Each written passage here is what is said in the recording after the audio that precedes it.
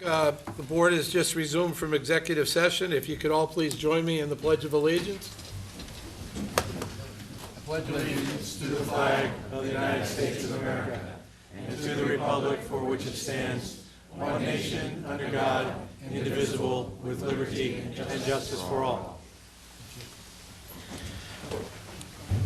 I do have two quick announcements I'd like to make before we go into our regular agenda.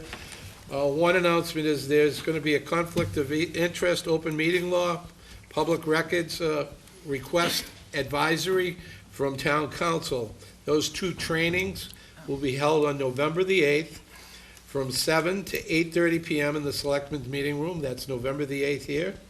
Also on November the 15th from 3 to 4:30 p.m. in the Selectmen's Meeting Room. So for those folks out there who would like a training on the open meeting law, as well as public records request and conflict of interest law within the state, it is very insightful if you were to come to attend that meeting. We surely ask that those in boards and committees become aware of it. There's one other announcement that the Commonwealth of Mass has closed all the taking of all shellfish in all areas of the town until further notice after the storm. So we'll be advised when that taking of shellfish is once again resumed. First item up for discussion tonight is to vote to ratify the Mass Laborers District Council Local 1249 contract. For those of you who don't know what that Laborers Council is, that is the Department of Public Works. And we have just come out of executive session, and the board has ratified the contract that takes us from 2011, 12, and 13. So I look for a motion to ratify the contract in public session. So moved. Motion? Second. Second. Any further discussion? Any public comment? All those in favor? Aye. Opposed? Ayes have it. That contract will be available under the open meeting law for anyone that would like to see that. The next item up is to affirm the appointment of the acting chief of police, Mr. Suso. Thank you, Mr. Chairman. Members of the board, as you're well aware, after a number of years of distinguished service, our police chief Riello has announced his retirement, and his last date in the office as chief will be Tuesday, November 13th, the beginning date, of course, of our fall town meeting. In the chief's absence, it is my great pleasure to recommend to the board that you affirm the appointment of Captain Edward Dunn as acting chief of police. It's been my great pleasure to work with Captain Dunn during my 12 months tenure here as town manager. Captain Dunn has served the town with an extraordinary career through all the ranks in the department, and he is ably qualified to step in and serve as acting chief, and I so recommend to the board. Any discussion from the board? Do I have a motion? I just wanted to start out by saying I'd like to think of this like as a Wild West. We should have had you all check your guns at the door. I think I'd be the only one unarmed in here this evening. But, okay. But on behalf of the board, I surely hope and welcome Captain Dunn. It's a great undertaking, and I'm sure it'll be up to the task. And I'm sure the town will be in good stride as we move forward to pick the permanent replacement, whether that be Captain Dunn or whomever it might be as we move forward. So I look for a motion. Well, if I could just say something too. Sure. I'm Chief Riello is here, and I know we wished him well the last time he was here, but I think it's great to have so many people from the police department here tonight. It's a very nice surprise, and it's very heartwarming because I'm sure you're here for all the right reasons. And that's because the town manager has appointed Captain Dunn as the acting chief. And I think many of us have lived here long enough to know Captain Dunn and certainly know him well in his years of service to the town of Falmouth. And we're really fortunate, I think, at this point in time, as I was saying, regarding the chief, that he has really brought the police department to the community and the community to the police department. So I've never seen, or I shouldn't say I've never seen it, but it's so welcome to see the synergy that now exists between the police department and the community. And I think since Ed certainly has benefited from his years here and also from his time with the chief, that I would expect that that would continue, and that you would all support him in making that happen and continuing to make your department as great as it is today. So I'm very pleased with the acting They're appointment just as here to well. make sure I'm leaving, Pat. Oh, is that it? Oh, we'll take care of that.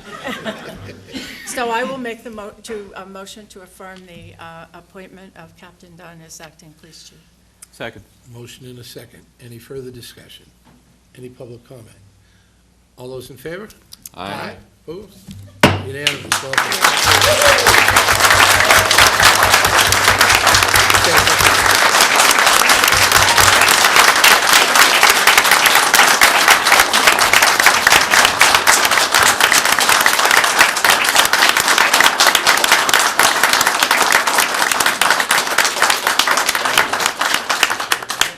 I'd like to thank, You got to come to the microphone. Get used to it. That's going to be one of the first things you're it's going going to to be one of the things I'm going to have to learn to do. Just real short, I'd just like to thank Town Manager Suso, Assistant Town Manager Ms. Harper, and the board for giving me this opportunity and having the confidence in me to lead the department during this transition phase. I also want to tell you my leadership style will be enhanced by the professionalism of the men and women of the Falmouth Police Department who will work with me, and we will continue to develop programs and move forward in this time. So I just want to say thank you to the board, town manager, and definitely to the Falmouth Police Department. Can't do it without them. Thank you very much. Thank you.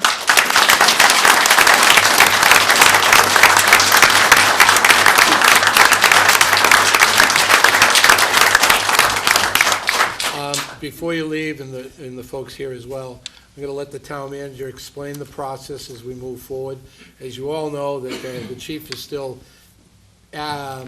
technically under contract until the end of his retirement, so hence we have an acting chief in his absence here during that period, and we need to move forward with hiring a full-time chief of police. Mr. Sousa will explain that process and how he is the one that brings the final applicant to the Board of Selectmen for final approval, but I think he'd like to outline how that, in fact, that will happen. Certainly. Thank you, Mr. Chairman. As you've noted, we're beginning the advertising process for police chief. As part of this search process, we'll be utilizing an assessment center process with the assistance of a qualified consultant. As the board is aware, such an assessment center process has become an important norm in facilitating the selection of a chief. And if all goes forward as anticipated, I would expect this entire process to be fully concluded in within the first quarter of the coming calendar year. And we'll have additional information being released as this further unfolds. Mr. Chairman, thank you. Thank you very much. And I thank you all for coming, and I look forward to your support each and every day for Acting Chief Dunn. Appreciate it. Thank you.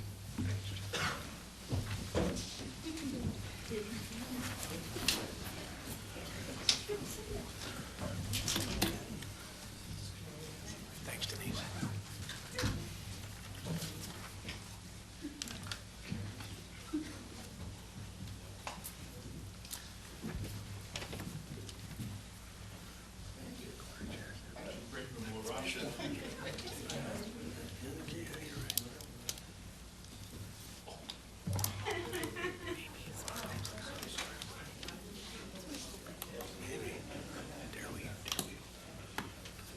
Are you taking attendance there? I see. Write down people's names. Let's check it on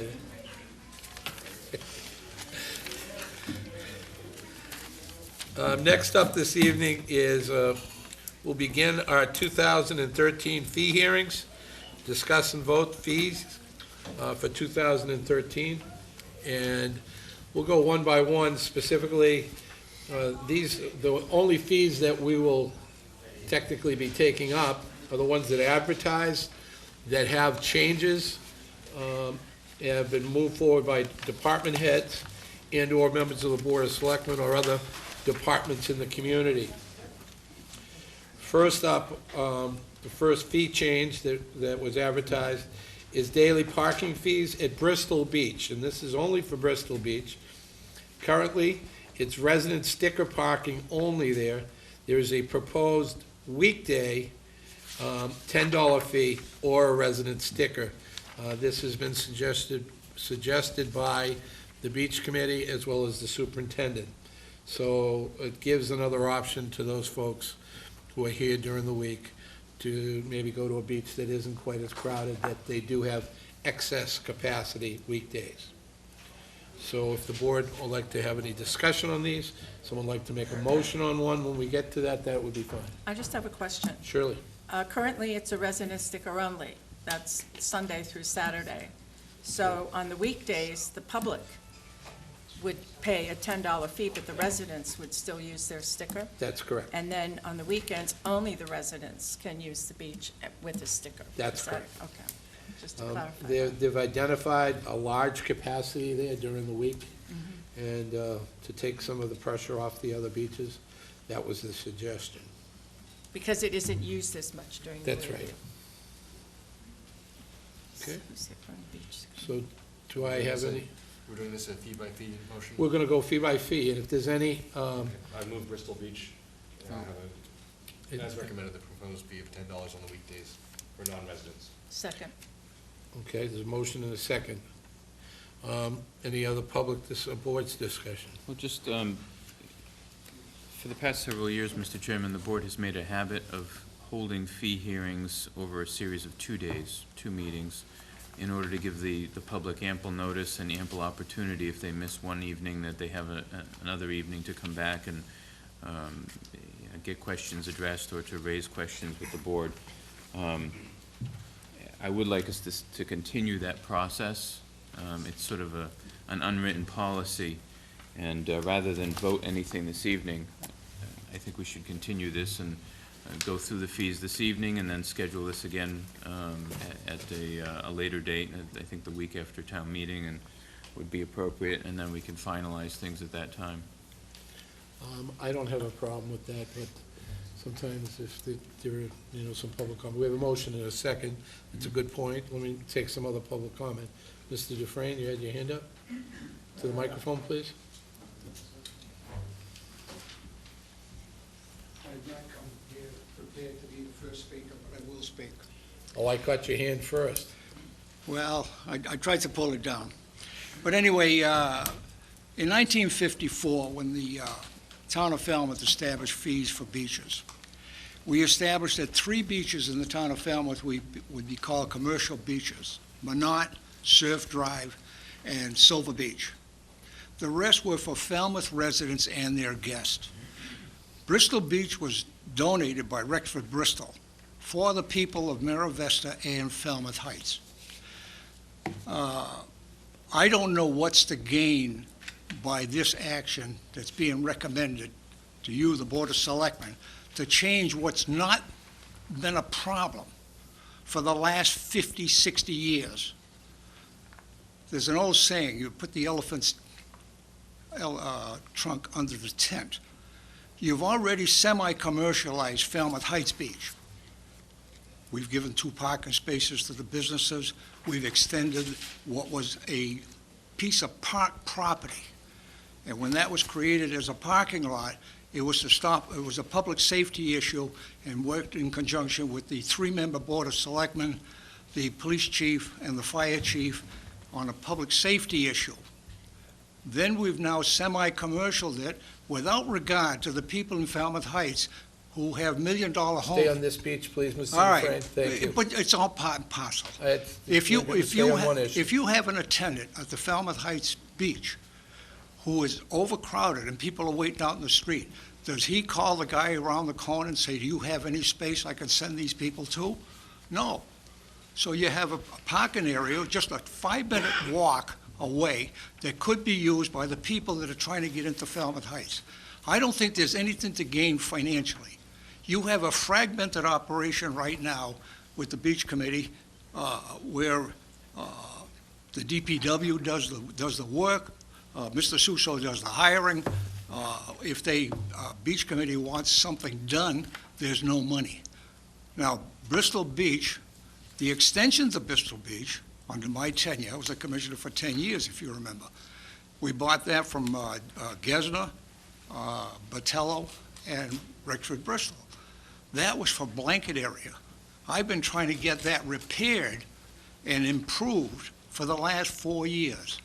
I gave Don Hoffa a set of pictures of what it looked like when we had that done for a minor cost to make the improvement. Right now, you go down there, it looks like hell. Nothing can be done with it without somebody's permission. Don was supposed to give me back the pictures, which I feel is the only evidence of what that parcel of property looked like after we bought it. There was a big scoured out where the old Wellsmere Inn used to be. I don't know if anybody in here remembers the Wellsmere Inn. So to me, establishing a paid parking lot in the middle of a highly developed residential area, Mira Vesta and Falmouth Heights, is not the right thing to do. If we're looking for dollars, if the Board of Selectmen feels that money is the most important issue in treating its citizens, then let's commercialize all the beaches. Let's do Chappaquiddick, let's do Megantic, let's do Wood Neck, which would be stupid. You guys wouldn't even think about considering it. But because it's Bristol Beach, nobody seems to care. Oh, we got a few empty parking spaces, so we'll open it up to the traveling public. It's not the right thing to do. Why undo something that's been working for the last 50 years? Thank you. Mr. Hoffa, can you address those situations? Number one, first of all, just for the public's edification, this is not a proposal from the Board of Selectmen. Don Hoffa, Beach Superintendent. The Beach Committee felt that, I think it was expressed, that during the week, you have some vacant spots at Bristol. And on the weekend, we'd leave it as a resident-only beach. And we just thought it would be a way for the town to make some money. Mr. It's Dufresne? as simple as that. Please. This board has a new speaker policy, and that does not allow for people to be speaking in the audience when someone is speaking. That will be enforced with everybody henceforth. My apologies, Thank you. Mr. Chairman, you have my apology. Thank you, sir. publicly over the radio. Okay, thank you. So go ahead. It's as simple as that. There's no ulterior motives or anything like that. And we brought this before you last year, and it didn't pass, and we thought we'd try it again as a moneymaker for the town, to bring in a few extra dollars. May I ask you a couple of questions? Mr. Dufresne brought up a good point that, that there's overflow and that that's where they'd be going. Is in fact the Heights Beach parking lot full during the week, the Monday and Friday period that we're speaking of? Most of the time it is, yes. Do we utilize going to the Bristol Beach parking lot? I'm not so sure that we do exactly what was recommended there. In other words, notifying the parking attendant down at Bristol. Well, But if you're there's no queuing area for the Heights. In other words, you can't pull over to the side and wait for an opening. So what you have are people driving by and watching, and if they're lucky, they can hit it right at the right time. And if, as you say, like he says, it's a very short hop to get to Bristol. In other words, Can I ask a couple other questions? Yeah. One is, do we have a sign that says lot full, parking at Bristol Beach for residents? No, we do not. currently? No. I mean, that would be helpful to those folks who actually have resident stickers to be able to have an overflow lot. Give an illustration, at Old Silver Beach, we have a resident side, but when that lot's full, they go to the non-resident side, which is a considerable walk, and it's probably the same walk as Bristol Beach is to Falmouth Heights. Those are some questions that I'm kind of asking you about. Yeah. And how much capacity do we have in the Bristol Beach lot during the week? I knew you'd ask me that. I'd say we have about 70 spaces there. Excess? Both sides. Excess capacity, you believe? No, that's what we have at Bristol. Is it 50% full, 70, 80%? Oh, I full? see what you mean. I would say probably 40 to 50% full on weekdays. My question is, wouldn't it make sense to attempt to try to use residents to take that overflow spaces first, i.e. with signage or something of that nature? I'm not speaking against this, there's a motion for this right now. We'll proceed with Mr. Putnam's idea, but Well, I'll go back to my original statement. The beach committee thought it might be a way for the town to make a few dollars. It's as simple as that. They're not trying to hurt the residents or anything like that. I think that's about it. You're looking for ways to make money, and this is a way. I mean, we have a shower there. We don't have any, and we have portable toilets, so we don't offer a lot at that particular beach. But that's it. I don't think there's any other reason. one last question like that, Brent. I may be missing something, but The last question is, the one-day passes we sell at hotels, motels, B&Bs, are they good at those lots? yes, they are. Oh, they are as well? Yes, they are. Okay, so someone who's actually Staying somewhere can buy a one-day pass, or actually could even go to the Chamber of Commerce and buy one of those. They can go to we make a resident for a day for anybody that's staying at a hotel or motel. And they can go anywhere but the resident side of Old Silver Beach. Okay, They can go to the public side. okay, that's good. Brent, you Just a question, I don't know if anyone can answer it this evening, but I know there were deed restrictions on Bristol Beach. I know, for example, when we were talking about the closing times, Bristol Beach had to close at 10 in the evening. Were there any other deed restrictions regarding how? I went to Mr. Duffy last year when we presented this to you folks, and the short answer is there are no restrictions regarding charging at that beach, let's put it that way. Thank you. Doug? I know you don't have a crystal ball and can't predict perfectly. Is your expectation that this would not take away from residents' parking by allowing these spots to be taken for $10? I mean, my guess is you're suggesting this was not going to fill up with the paid $10. I would think that the residents would still have considerable space, and you just fill in with the people at the $10 rate. We could work that out some way, some kind of a modified structure there, where you'd allow so many spaces for the residents even during the weekday and so on. Okay. Can Harold? I just clarify? Okay. I've got Harold and then you, sir. Harold, go ahead. Go ahead, Don, if you just give them a moment to speak. Oh, sure. Okay.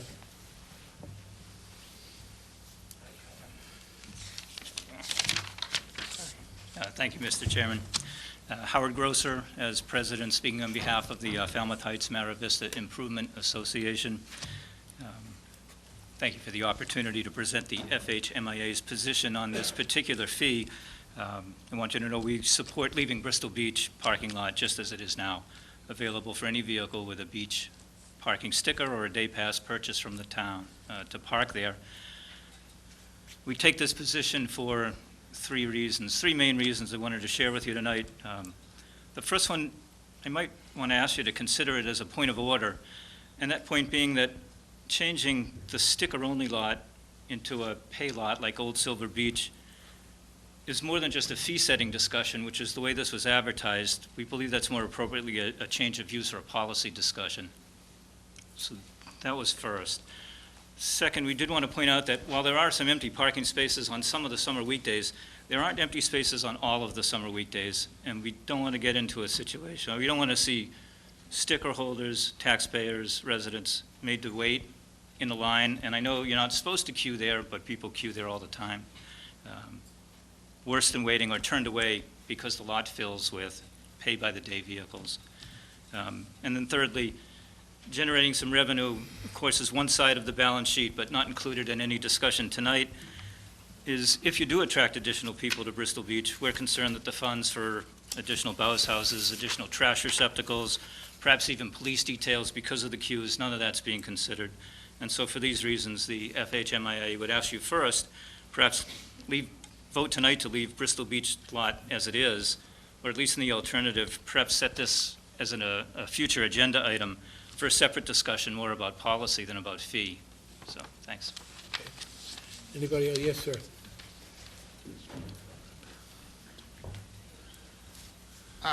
Paul Afsa. I am the president of the T-Ticket Civic Association. Yesterday, we were notified that this fee change was coming about at Bristol Beach. We didn't even have time to talk to our members about it. My personal feeling as a resident of the area, I disagree with the statistics Mr. Hoffa said. I'd like to see in writing exactly how many cars are there during the week. I know for a fact that Fridays, there's no spaces, Saturdays or Sundays. So you guys are implying that Monday through Friday, and that like he had just spoken about the Falmouth Heights. We agree. In my opinion, personally, I disagree with the charging. Like more discussion about it, and we'll take it from there. All right. Okay. Thank you. Anybody else? All right, go ahead, Pat. No, I just wanted to comment on Brent's suggestion that we not vote on anything tonight. And I just wanted to say that the other side of that is that these fees have been advertised, I think, for the appropriate period of time. There are people here tonight who are obviously very interested in particular fees that are outlined. If we continue everything, it means that people here tonight are going to have to come back again if they really have a stake in the outcome. And I thought, in the past, sometimes it's been on rare occasions that we have voted a fee, and someone was really upset about it. And what I remember is the mooring fees or the harbor fees were one. And we just simply heard what people, when they came to the second night of the hearing, because we will have to have another night anyway, is we opened it up again and said, sure, we'll have a discussion again if you have something to say. We either held the vote the way it was or changed the vote. So I just thought it makes a whole lot of work on our part to have to go through these again. And also, I'm concerned about the people who come that will have to come back again because there may be a change, or it won't be voted on until then. Just some thoughts, and it's up to the board, however you decide. I'm not vested in that argument. I tend to agree with some of these fees that will be uncontested, and that we probably need to move them on. They have, in fact, those fees have, in fact, been advertised properly, and the ones that have not, we would continue. In other words, if there's some discussion, and the board decides to have that discussion. So in doing a blanket that we wouldn't vote any fee tonight, I'm not quite sure that I want to do that. If we need to write a policy, we probably need to write a policy in the future on that. But I believe if we do this and we put something off, I think we have to re-advertise it. I'm not positive, but I'm pretty sure we have to re-advertise it coming back to the board. Brent, you had your hand up? Yes, it would probably have to be re-advertised. You're correct about that. But I think the gentleman here who spoke, the head of the T-Ticket Civic Association, I think made my point for me in that they just learned of it yesterday. Oftentimes, people don't realize these things are coming up, advertised or not, and it's in the paper, without a doubt.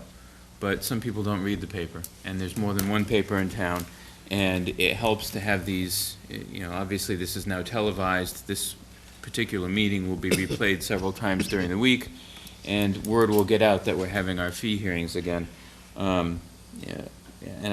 There was one other situation actually that comes to mind, was the Woods Hole parking fees, where there was a request that came back to the board to reconsider the fees. And again, I think we can avoid those situations if we can carry this over through a couple of weeks. I know it's a little bit more work on our part, like Ms. Flynn noted, but that is what we're here for, after all. Well, go ahead, Doug. Given that was my motion, I would actually like to withdraw my motion. Okay, I have another motion I'd like to make instead. okay. and I actually would motion, I would move not to approve this. I was not aware that the local residents of Bristol Beach were so opposed to it, and given the fact that the residents of this area are not in favor of it, I would not want to approve it at this time. So that's your motion. My motion is to No. not make this change. No, it's just his motion is not to Not to support the $10 Oh. fee. So Oh. is there a second on that motion? I'll second the motion for discussion purposes. Incidentally, I'm breaking from my 2 terms before as an acting chairman, as a chairman. I will now take the ability to second a motion just for discussion purposes. I was going to do that, but you. That's all right. It gave me an opportunity to do that. I will tend to go along with this tonight, but I think we need a little bit more work there. More work on the beach committee's specific area.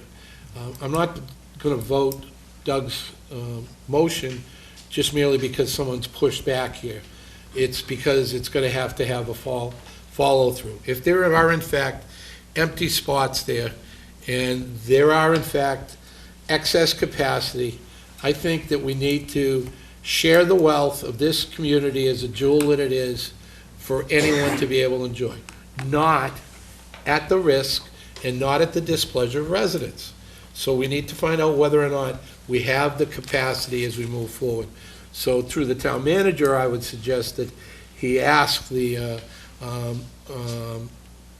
beach superintendent to keep track this summer of when that Bristol Beach lot is actually full, Monday through Fridays, and also implement some kind of sign. It's not a big deal. teepee sign, this lot full, with an arrow, Bristol Beach lot 200 yards down the road, because residents then would be directed. There are a lot of folks that live and pay taxes in this community that probably don't know where the Bristol Beach parking lot is. And I feel that it's my right, my privilege to be able to go to that beautiful Heights Beach that Mr. Dufresne so much enjoys, and as a resident and taxpayer here.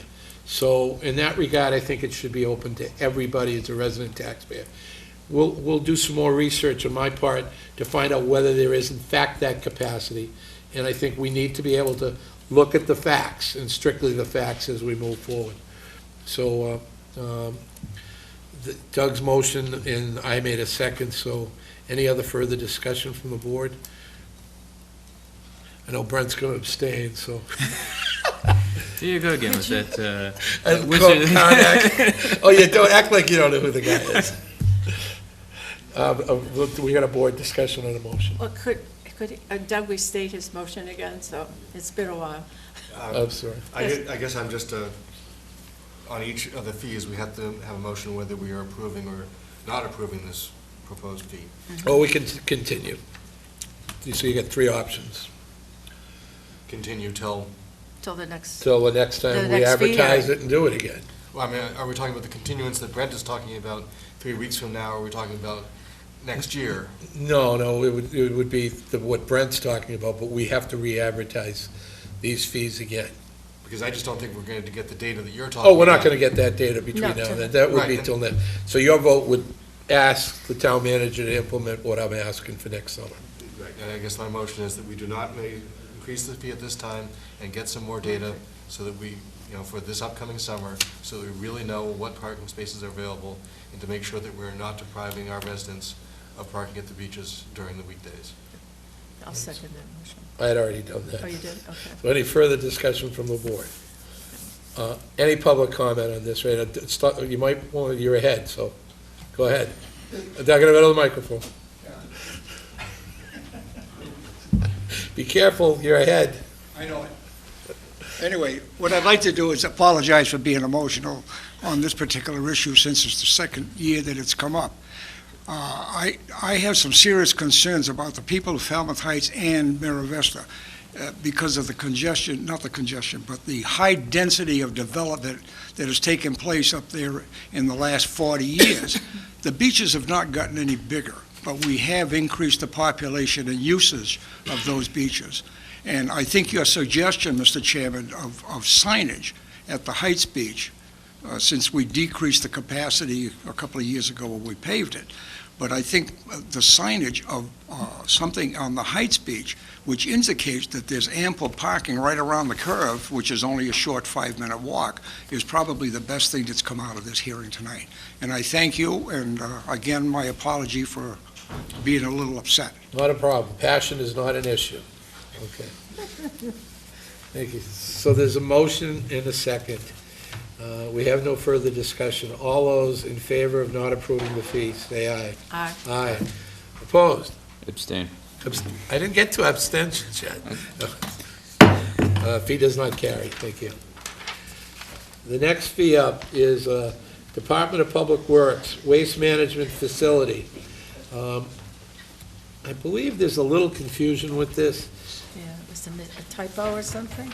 that in fact, the fee is, can someone help me here? Yeah, the fee really is $2.50. It was just listed as $2. There's $2 before, So so it's the correcting proposed fee is the error. same as what the current fee is now per tire, so which is $2.50. Do I have any discussion? Any public comment? Yes, Mr. Rowland. I'm Ray Rowitz, Vice Chairman of the Solid Waste Advisory Committee. And on October 2nd, the Solid Waste Advisory Committee met at our regular monthly meeting, and we discussed and voted for recommendations to the selectmen for fee changes.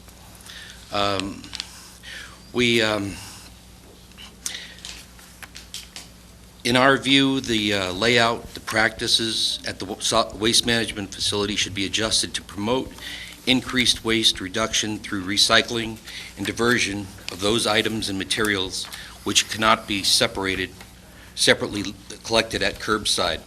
Residents should be encouraged to use the resource effectively. This means that using the facility should be as convenient and as attractive as possible for residents who wish to reduce their waste. In setting fees, the second concern is that Falmouth should not attract out-of-town waste with lower fees than those of neighboring towns. With these objectives in mind, the committee recommends consideration of accepting cash as well as credit cards and checks at the waste management facility. And the waste management facility fee changes we recommend are reducing the annual permit from $40 to $20, reducing the one-time pass from $20 to $10, increase the fee for larger tires to conform to fees charged by other towns, and reduce the fee from $20 to $15 per unit for white goods not containing refrigerants. Mr. Chair, Yes, with that not being listed in our public hearing, can we actually consider those, any of we those changes? cannot, and we cannot, they're not part of what was recommended by the department heads. Keep in mind, the Solid Waste Advisory Committee is an advisory committee. They go through the chain, which these fees are proposed by the department heads. The board could consider themselves to re-advertise these fees, but I'd also like to make note that before town meeting this fall is a position of an assistant director of the Department of Public Works, whose major responsibility will be for solid waste. Being able to come forward out of an advisory group, with all due respect, making your recommendations on not doing the day-to-day operations of that facility, I think would be premature, and that should in fact be the person who is going to be dealt the responsibility as the Deputy Director of Department of Public Works. So I appreciate you coming forward with all of your suggested changes. They are, in my mind, all over the board. I mean, some are up, some are down, and I didn't have the benefit of sitting in at your meetings, in your discussion. But we will have professional staff, or should surely hope to have professional staff on board by next summer, after the spring town meeting, this fall town meeting, to prove the position and move forward. And hopefully, by this time next year, you guys will be able to sit with that person. who may be a professional, you may still have recommendations that may not be taken. Just like if we had a citizen advisory group that wanted to make recommendations to Chief Sullivan, who I see in the back, all the years of his training and the years of service that he's put in as a professional, those things have to be weighed. So I appreciate your comments, but the only fee change that came before the board was this one, and it was actually a typo at this time. Okay. Okay? Well, thank you for listening. Yes, sir.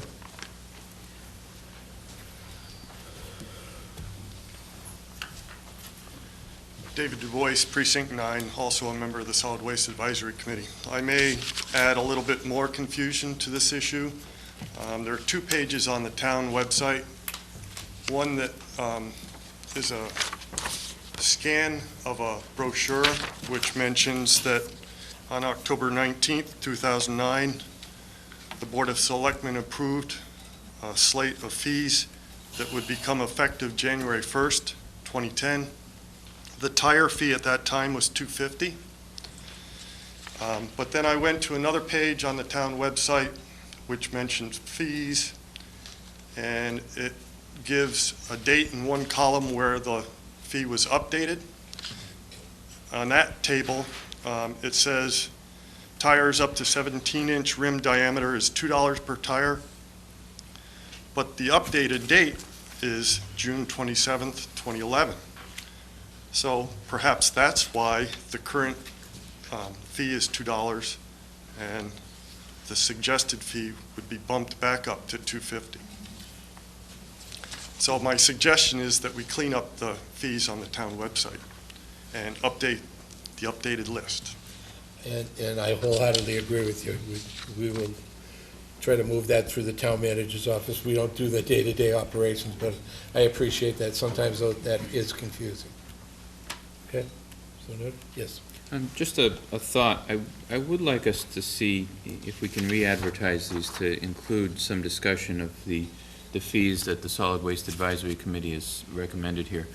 Mr. Hoffer, when he was up here, did mention that the Beach Committee, in fact, had made that recommendation with regards to Bristol Beach, and obviously he took that to heart and brought it forward to us. And I don't know if the question can be answered this evening, but I'm certainly curious as to whether or not there was discussion between the Solid Waste Advisory Committee and the head of the DPW in terms of, potential changes to the waste management fees. And certainly if it hasn't happened yet, I hope that it could happen before our next meeting and we could have some discussion about these. You may recall a couple months ago, I had mentioned that we had some discussions a few years ago, for example, about white goods and the fact that white goods, except with the exception of refrigerators, it's metal. It's cash for us. And charging people to bring something in when we're going to make money off of it doesn't make a whole lot of sense because it's discouraging people to bring those white goods here when we could be making money off of the metals recycling. And certainly I very much like the idea here of reducing the cost of the white fees. I'd like to eliminate it entirely except for refrigerators, which are a unique proposition. But I think we do need to have this discussion, and I think waiting another year for this to happen it's another year of us waiting for decisions, and especially when we've had these discussions in the past, and it seems like we keep kicking the can down the road, especially on this one. Pat? Well, I was going to say, I read those recommendations too, and I thought there was some value to them, and maybe they came too late for the department to consider them, but maybe we could ask the town manager to take them up with the Public Works Director and see whether or not they have any interest in moving them forward at this time, or some of them, or all of them, or none of them, and give us some guidance as to whether or not we could bring them back, if in fact they were acceptable to the department and to the town manager's office. I think it's important to note that the only fee before us tonight is this other fee. Right. And that if those discussions with the town manager and the Department of Public Works, looking at those recommendations come forward, no one's to say that we can't re-advertise that as a separate fee. This doesn't preclude this one fee. And I think that's one of the areas where they're in agreement, was the $2.50 versus the $2 for the tire. So that's the only fee we have before us this evening. So the discussions can continue forward, as we move forward on any other fees. Then I'm going to move, oh, Pardon me, Yes. Mr. Chairman, I can give a little bit of information Sure. on an email that I'd received today from our Superintendent of Highways, John Lyons. He indicated, John indicated that the Public Works Director had asked him to transmit an email to me regarding the fees for the waste management facility. Again, this was just received this afternoon. Public Works is not recommending any fee changes this year. Of course, the board is aware of that. We had met a few weeks ago with Ruth Brazier of the Solid Waste Advisory Committee to discuss our position. This is due primarily to the fact that with the possibility of a new deputy director following town meeting, and once the Board of Selectmen determine the future use of the facility, the fees could then be properly assessed and determined at that time. Lowering them now may make it very difficult in the future to raise them should the need arise. And again, that's from John Lyons, Superintendent of Highways in the Department of Public Works. And I wanted to read that for the record, Mr. Chairman. Okay, Mr. Scherer, you had some comments?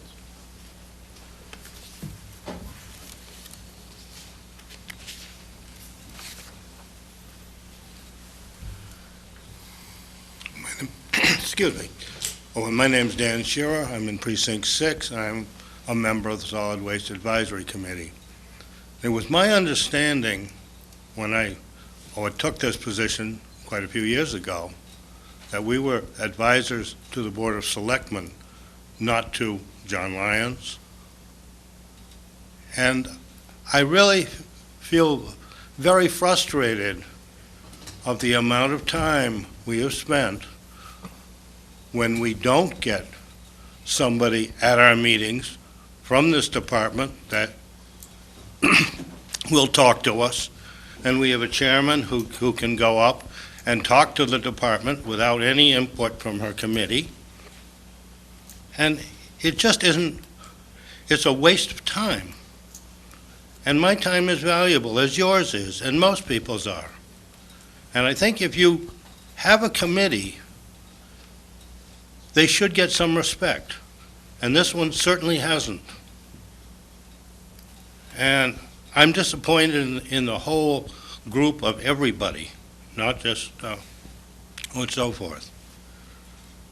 So, but that's my feeling. And I think if you don't want to listen to a committee, you should abolish it. Or if you do make the committee, you should make sure, like Mr. Hoffer is at every beach committee meeting. So we should have somebody at our meetings who can bring it back to you if we're not advising you. Or you should have somebody occasionally at our meetings who can advise you what's going on. That's all I'd like to say, and I am frustrated. Thank you. Thank you. Anybody else? Go ahead, Linda.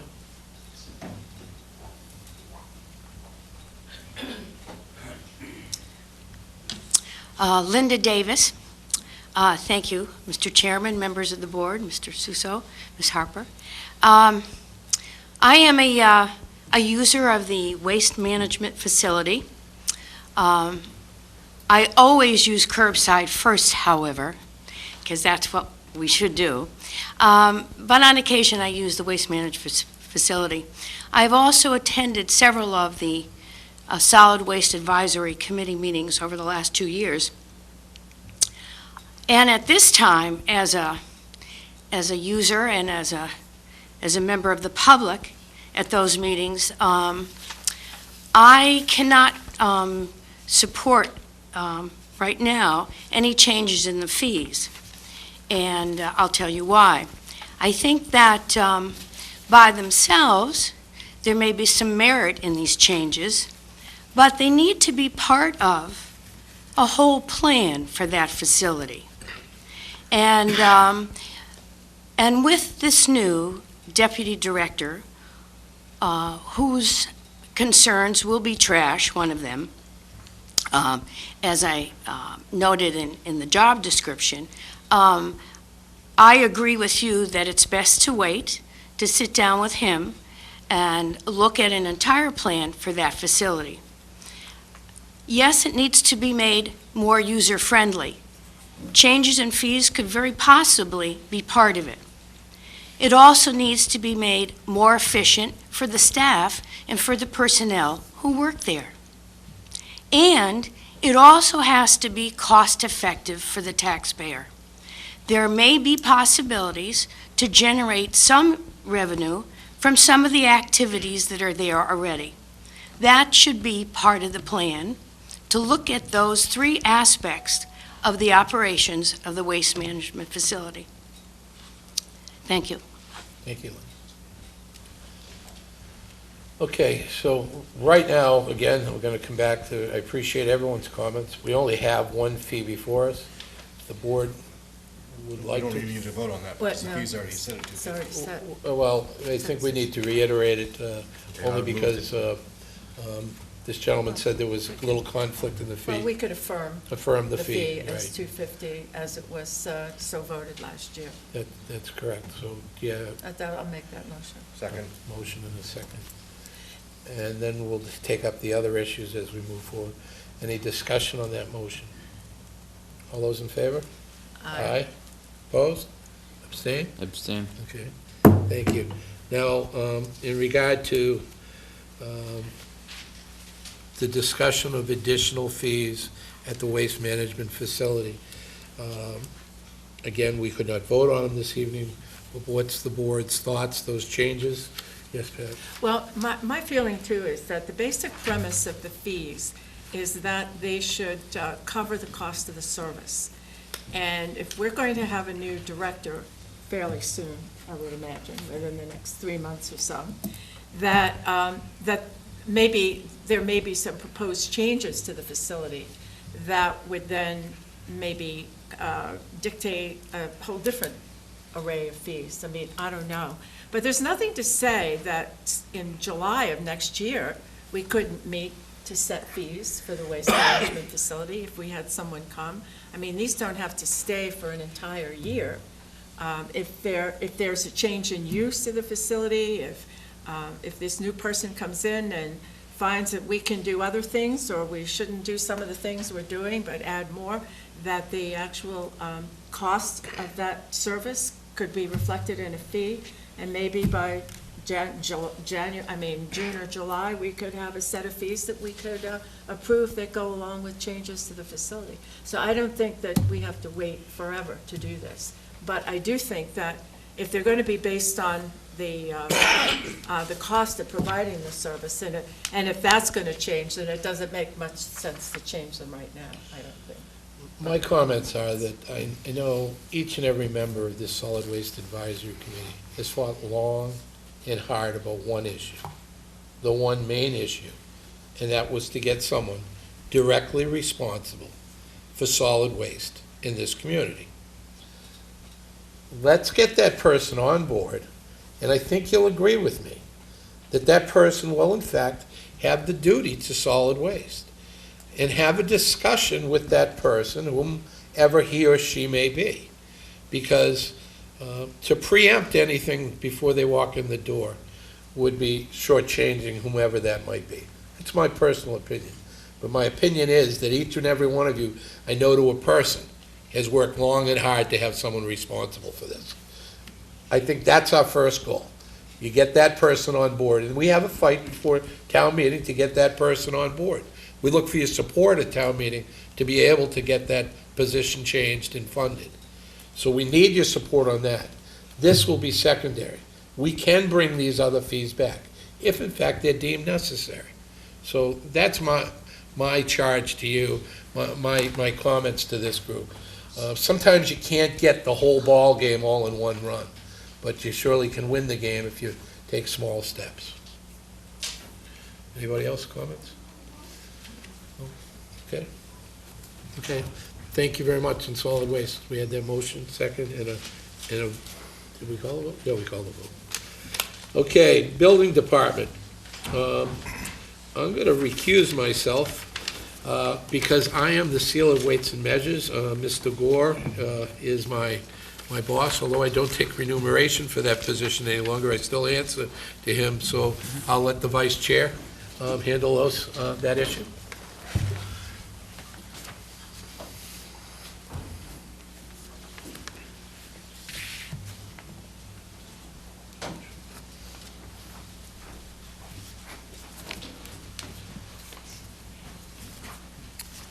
All right, so we have, under the building department, we have some changes in wording, and then we have other building department fees, change of use becomes change of use / occupancy. I don't know if there are any questions or comments from the board, or from the town manager's office? No further comments, Mr. Right. Vice Chairman. From the general public, any questions or comments? Okay. What is the board's pleasure? I would move that we continue this, because I know that you're not going to vote in favor of it, and we will only have 2 votes in affirming it, so it made sense to continue this until... Do we want to, Well- do you actually want to make a motion, because we could simply take no action and Okay, it fine. could be Well, we're gonna an have- agenda item? If Kevin is always going to continue to recuse himself, we will But always have the In situation. 3 weeks, Brent will be willing to, I think Brent's saying that he wants this on 2 different meetings. Oh, I see. Correct. So I think at the next meeting, he would be willing to approve it, Correct. not to, again, try to predict what you're going to say, but... Could I ask another question then? Are we going to have a discussion on the short-term rental inspection as well? That's proposed here. Could I comment on that, Please. if I may? Thank you, Mr. Vice Chairman and Selectwoman Flynn. The short-term rental inspection was initially proposed as a possibility under the Health Department fees, and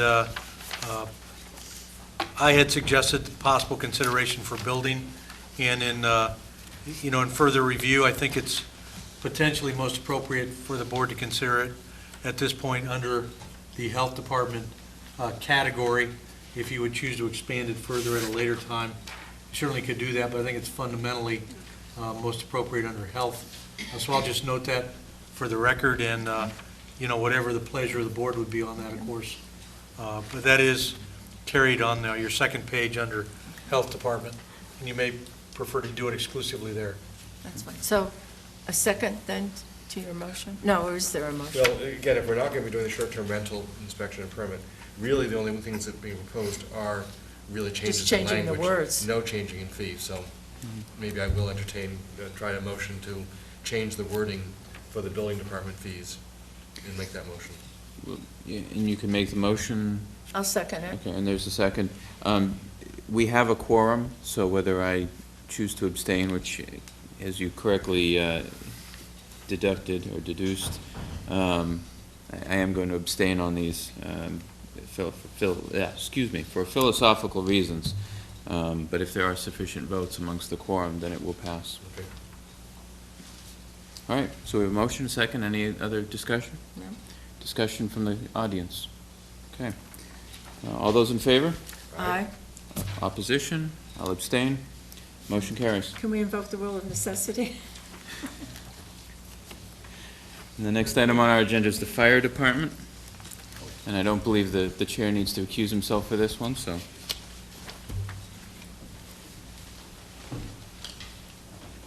Where's the chief go?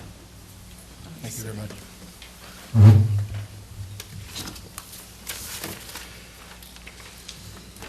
Okay, fire department fees and rates. The first one is the ambulance rate. If the board remembers correctly, last year, the proposed fee was the fee plus 100%, and we had asked the chief to take that in increments because other communities, and move it up slowly versus go all at once. So the proposed fee this year is the same, the base rate, which is set by Medicare, I believe, is $342 plus 50% versus the plus 25%. The preload mile is $26. The past one was $6.86. ALS base rate is $434.25 last year. The proposed is $407 plus 50%. The preload mile was $6.86 last year. The preload mile this year is $26. The ALS 2, the base rate was $628.60 last year, plus 25%. This year, it's $589.32, plus 50%. And again, the preload mile was $6.86 last year, and this year it's $26. Special care was $742.89 plus 25% last year. This year, the rate is proposed at $696.46 plus 50%. Again, the preload mile was the same as last year, $6.86, and this year's proposal is $26. Liquid propane tank plus inspection. There was no inspection before the fee. This year it would be $50. Hazardous materials processing, there was no fee before. This year it's $50. Mulch permit, there was no fee before. Their fee this year is $50. And then the last one is smoke detector and carbon monoxide detector inspections, single-family dwelling. It was $35, the proposal is $50. I do have one question, maybe Chief Sullivan. What is the mulch permit?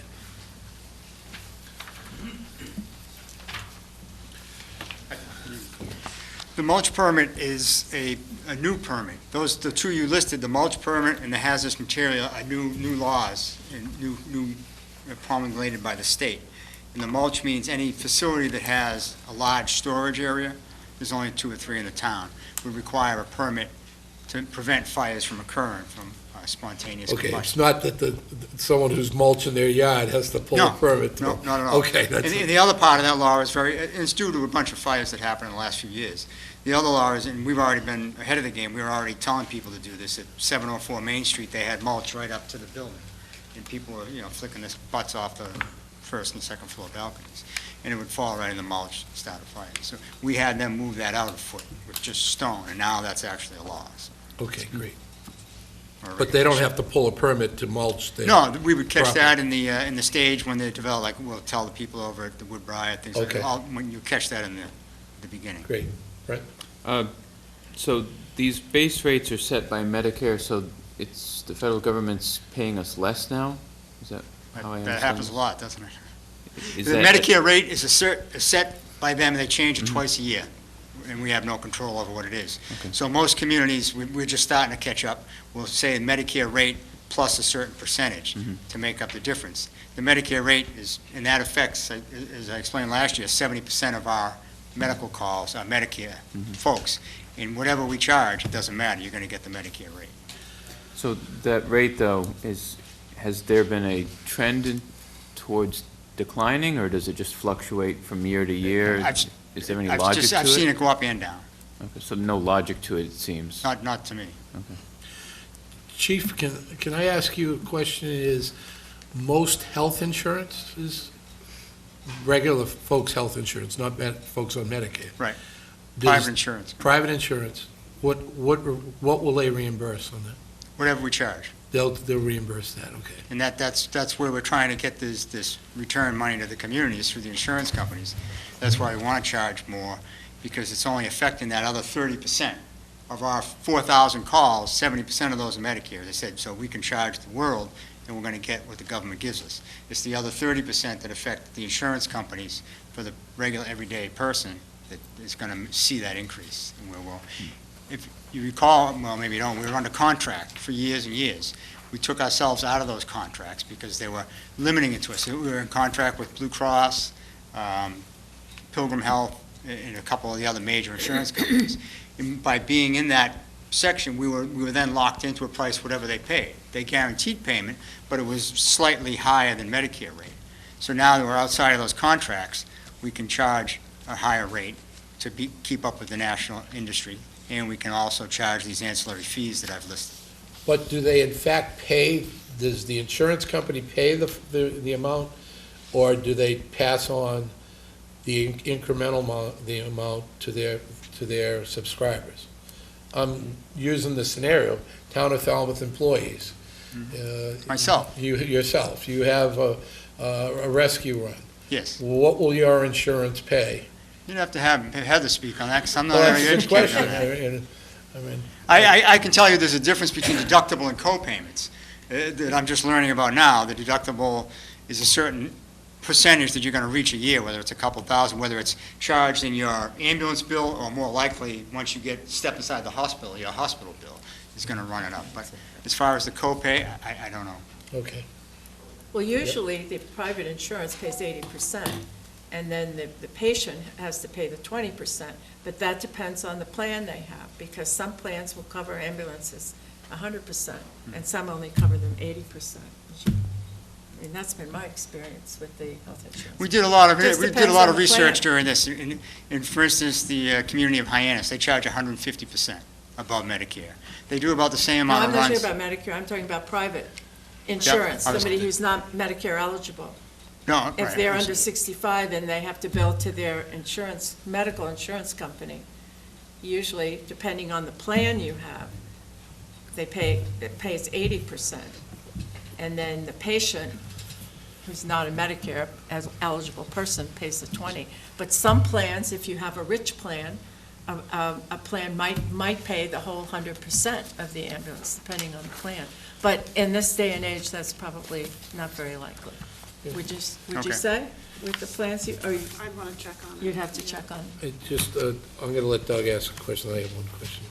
Go ahead, Doug. And the table that you've given us about the ambulance fees Yes, lists Falmouth as being quite a bit below anybody else on your table. that's correct. Does that pretty much cover all of Cape Cod? I mean, there are some towns that aren't listed in here. There are, and last year I put a presentation together, and the average was 75%, Medicare plus 75%. Right. And every town and community in the town that I'm aware of also charges those ancillary fees, which we never have because we were in contract with those private insurance companies, so there's no sense in charging. Because you wouldn't get it from them, and you wouldn't get it received from Medicare. Those are service, I got the figures from the company that we're dealing with now, that's who they have for the Comstar ambulance billing service. Their customers on the Cape. Let me ask another question. I know that we've changed our billing Yes. process, specifically on ambulance rates. Mhm. Is our collection rate up because of that, or is it Yes. down, or It's up. it's up? So we were at the low 80%, 81, 82%, and the last time I checked with this company, we're taking it 90%. And you also mentioned, like a town of Barnstable doing 150%. Correct. Their socioeconomics is not quite the same as Falmouth. No, I'm wondering what their percentage of collection is. 68.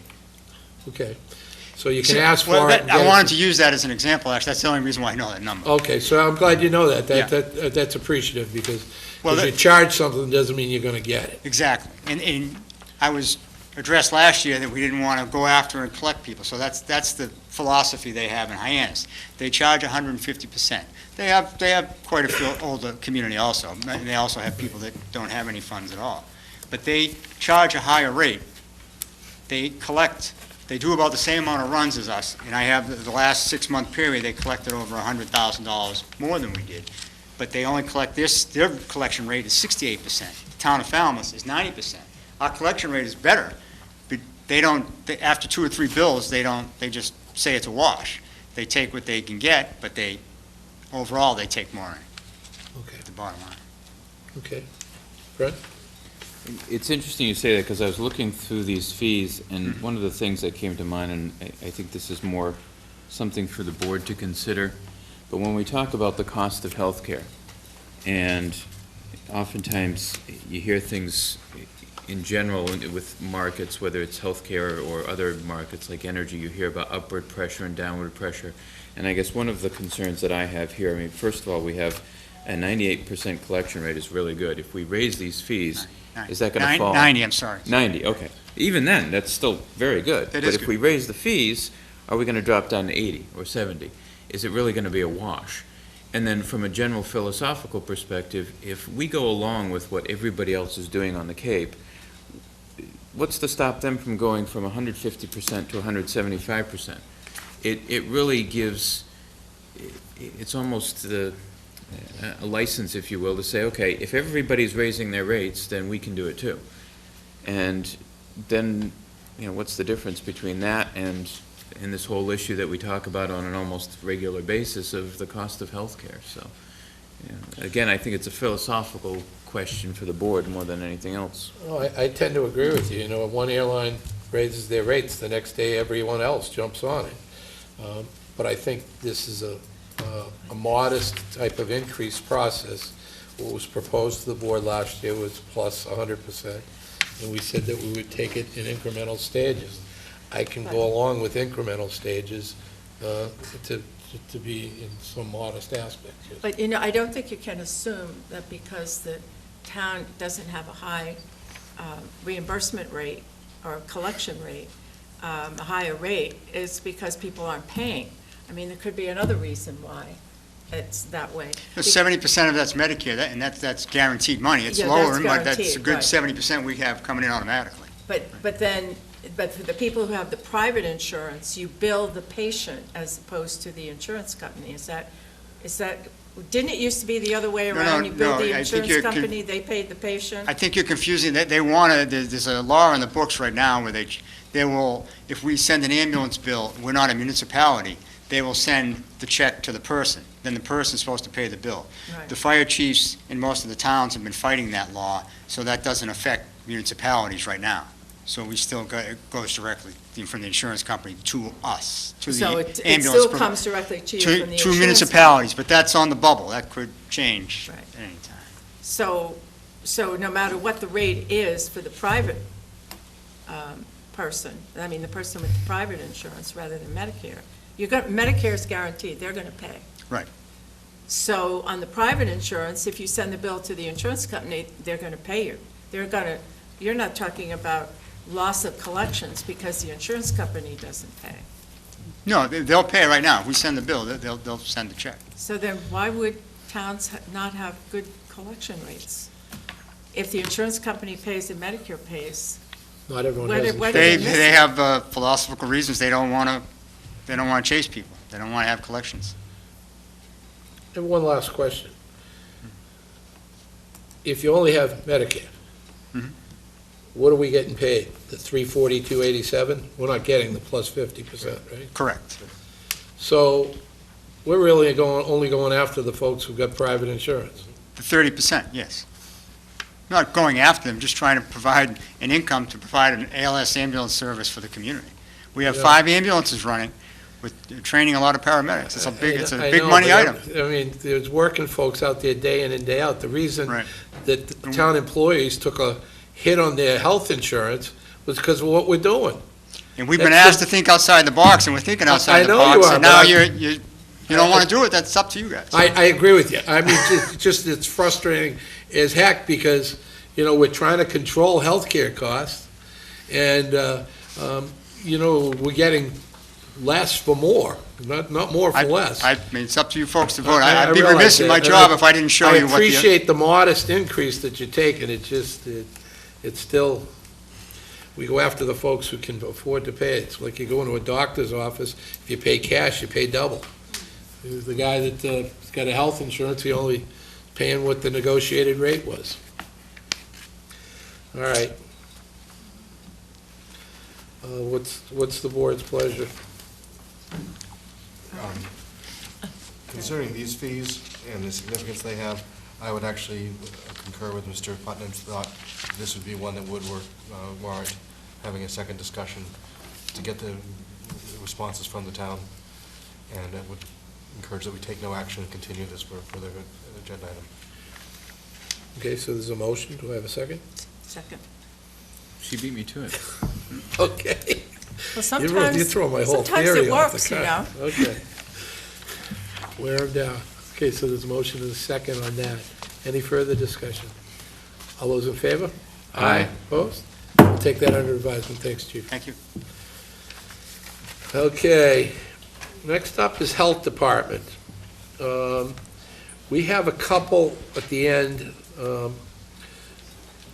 that we'll do separately, i.e. the short-term rental inspection and the short-term rental permit we'll keep those aside because we do have to, in fact, re-advertise those two issues. Because we never put a fee in, so the board would need to discuss that. First one up is new single-family residential system inspection. Went from $75, the proposal is $100. New commercial and multifamily systems, $125 to $150. Repairs to a single-family residential system, $50 to $75. Repairs to multifamily systems, $75 to $100. Special permit fee in addition to the standard fee. In the past, there's been none. Now the proposal would be $25. Food service permits. I need to give for disclosure purposes, I'm the holder of an all-alcoholic seasonal liquor license and as well as a food permit. Full food service in retail less than 500 square feet from $100. He would remove that. We would remove that and go with the following. Annual or seasonal food service permit fewer than 50 seats would be $100. Annual or seasonal food service permits more than 50 seats would be $125. Retail food service permits less than 5,000 square feet would be $100. So we'll discuss those fees first. I just have a question. What's the difference between that one and the first one, the retail food service permit less than 5,000 and the full food service or retail less than 5,000 is 100? I guess I don't understand the difference between the two. The first one, the first full food, and the last one, the retail food. The first one, he's omitting that one. I know, but it's the same square footage That's for what- a food service, and this last one is a food service permit less than 5,000 square feet. What's the difference between full food and retail food? I guess that's, Retail is like a market versus, if I'm not mistaken, versus full food service is a restaurant. Am I right? is that right? Let me help Yes. you Okay. to see the clarification. Really, what this was intended to do was to refine the fee. As it originally appears currently, it's full service, and which is intended to mean full food service, restaurant establishments, and retail less than 5,000 square feet are currently at $100. And if you look at the proposed changes, those stay the same. I'm just refining the category and modifying it in one special way. We're segregating full food service permits for establishments with more than 50 seats Oh, and establishing a new rate for them. But because it originally appeared together with retail, and the breakdown for retail, if you have our original fee schedule, it's for less than 5,000 square feet, $100, that stays the same. And retail for more than 5,000 square feet, that's $200, and that stays the same. So really, what all this does is just clarify a new category of restaurant. And I apologize, it was a little confusing, and I fully expected to have to explain that, and I hope that makes sense to you. it does, yes, thank you. Any discussion, other discussion from the board? Any public comment? So I would consider taking a motion on all of these fees. I would move approval. Motion? Do I have a second? Second? Any further discussion on the motion? Any other public comment? All those in favor? Aye. Opposed? Abstain? Abstain. Thank you. All right, the next one up would be other permits. Short-term rental inspection or short-term rental and short-term rental permit. The board remembers at our retreat, we discussed, because the hotels, motels, B&Bs are at a disadvantage for rental properties. They have considerable expense with inspections from both the Board of Health as well as annual building inspections and things of that nature. Besides the percentage of increased taxes that their customers have to pay. We have tried in the past to petition the state legislature to implement a short-term rental tax. a home rule petition. That has been rejected. So, or not, pardon, the best way to put it is, no action has been taken on that. So the board had talked at our retreat about the other potential to in fact put it in an inspection fee as well as a permit fee. And the things that we could inspect is, number one, make sure that the place has running water, that make sure that it has hot water to a certain temperature, that it's clean and habitable, and that the toilet's flush and things of that nature, basically a Board of Health inspection. And that would be one area. And the other area would be to actually issue a permit to be able to rent that property on a short-term rental, short-term basis. Now, this is wide open for discussion, because we only discussed this at our retreat. We surely never put a finger on what kind of fees this would be or what it would be. You know, some things you could throw out there is you just have a flat fee, or you could do it, you know, some folks only rent a place for 2 weeks. Is that the same as someone who rents a place for 12 weeks or maybe 16 weeks a year? Maybe you go with a base fee and per week fee after that, $25, and then $10 for every other week that they rent it for, or $50 and go in that sense of the word. But I think to ultimately make this a fair playing field, and we may have potential down the road, if we can in fact implement this and show that this works and it is a fair playing field, that you know, the state did come out with the increased rooms tax. I'm not going to go there at this point in time, but currently these properties are paying, I believe it's almost 9% on taxes as it is now. The town takes only a certain percentage of that, of course. But this is a wide open discussion on the board's thoughts, but I know we did bring it up, and that's why I put it on the fee hearing. So I'll open it up here. How would it be enforced? Well, we would have to, you know, in fact, do some inspections.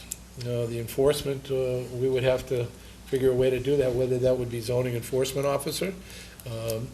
Zoning enforcement officer could basically, it's not hard, you know, I sit on the EDIC, and we've spoken with the B&B folks about this same issue, and there's websites out there that track where the rentals are.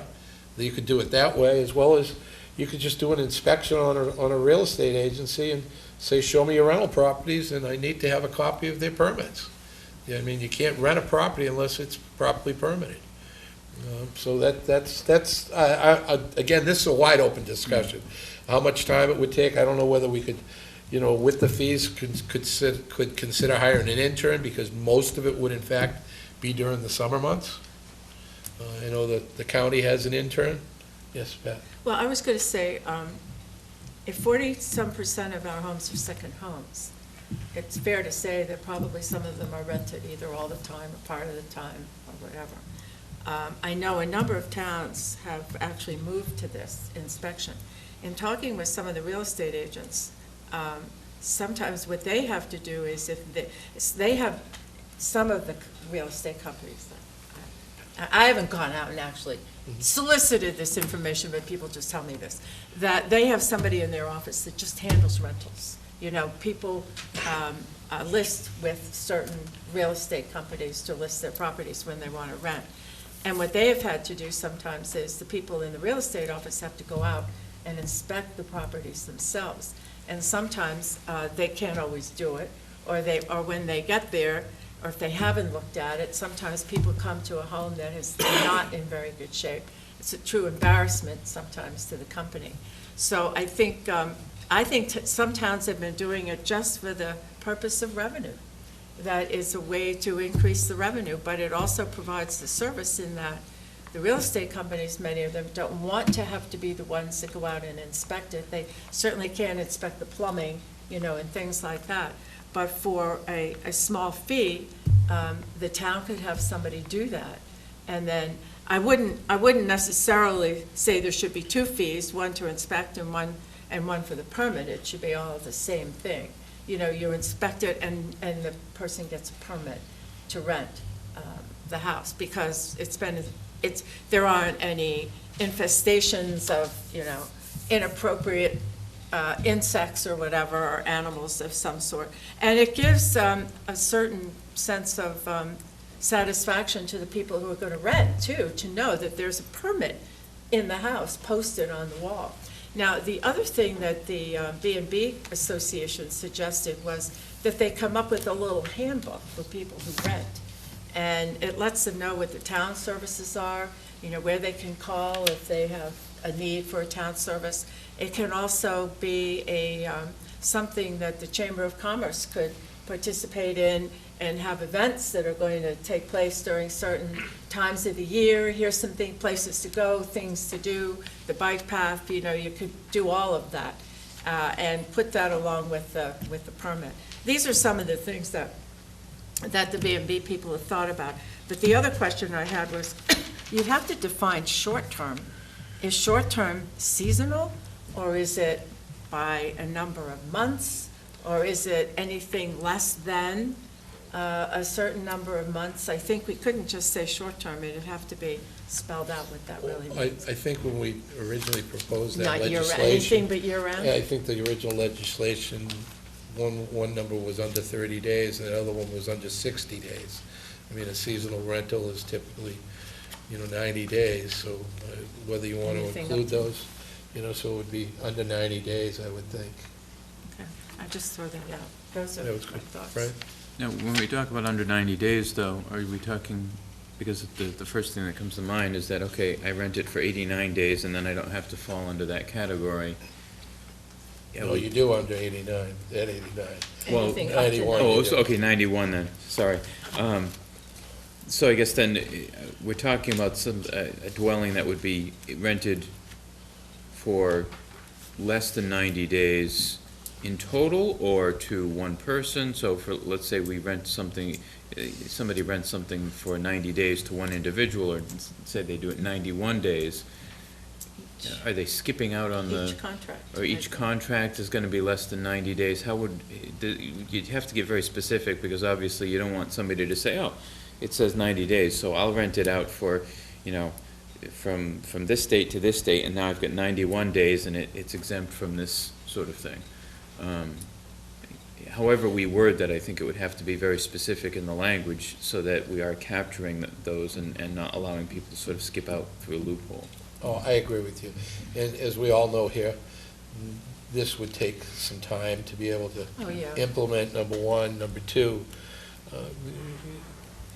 just like most laws and things, you're going to have people that are going to try to skirt this. But, the thing that Pat's talking about is put a permit in a very conspicuous place that people know when they rent a property. The next year they go into a property, they don't see a permit. Why isn't this place permitted? Or something of that nature. Or if they go into a place that's not clean. Right. And Yeah, I don't think we sometimes can they do it can every week. Oh, no, I don't mean that, Fort David's office would be inundated, and we're lucky if we could get there once a year. Well, But yeah, habitable is the key word, I think, here. Whether the floors are going to fall through, and whether or not it's presentable enough or as a habitable space. I think that's within the realm. So maybe we should talk tonight about the fees, and then between now and our next meeting, either I can sit down with the Board of Health or someone else too as well, and we could talk a little bit about the things that could be, we could have the ability to inspect, number one. Because we're not going to be pulling off the septic covers. Yes, David, you want to come up? All right. I'm sure they'll be happy to. Thank you. I don't know how many folks here were around in the 70s and were active in town government, but and I wasn't certainly. But I believe that's when the original bylaw that we have came about. And it's my understanding that it was originally intended to be a device to use to minimize the negative effects of group rentals in various areas of town. And if you can remember the 70s, they were roaring. And there were areas of town that had a high group rental occupancy rate.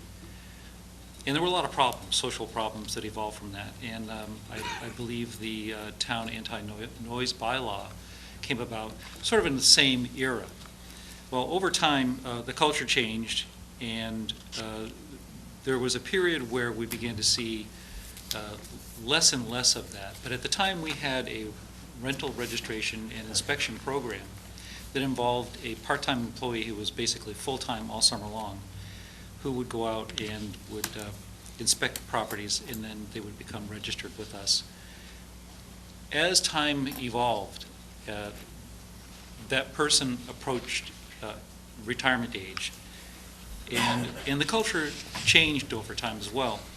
What we found was the incidence of the group rentals being a problem diminished over time. This person retired, and replacing the individual became an issue to discuss. It was determined at town meeting that a compromise would be that the position would no longer be funded, but we would ratchet back the rental inspection and registration bylaw to just a registration bylaw.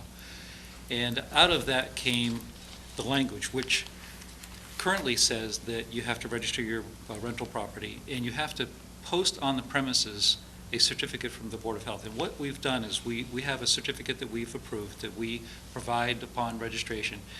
And it states the responsibilities of a tenant to take care of our property, the responsibilities of a landlord to take care of the property, emergency numbers, names and addresses of landlords, real estate agents if they exist, fire, safety, police, the health department, and it has to be posted. The intent there was to ratchet back the inspections side of the program, but maintain the registration portion and provide information for the tenant and the landlord to go forward, because essentially what we've done is we've reprinted portions of Article 2 of the State Sanitary Code, which is the housing code. And that embodies the pieces of the code and sort of the legal pieces that aren't directly in the code about how landlords and tenants have to coexist and maintain a healthy relationship. And in the middle is this structure we call the residence that has to be kept up, and how much is charged by the landlord, and the timing of the payment for the rent, and all who pays for the phone and all that. That's not our business. We're just into it to see that the housing code at least is pronounced on the certificate, and then we go forward. As a result of that, occasionally we do get a tenant who says, I saw this thing on the wall, I came down, I saw the picture on the internet, rented the place, got the key and moved in, and it's not what I thought it was. This doesn't work, that doesn't work. They call us, we go, we're obligated under Article 2 of the State Sanitary Code to go and do an inspection. That essentially sets the table for where we are now.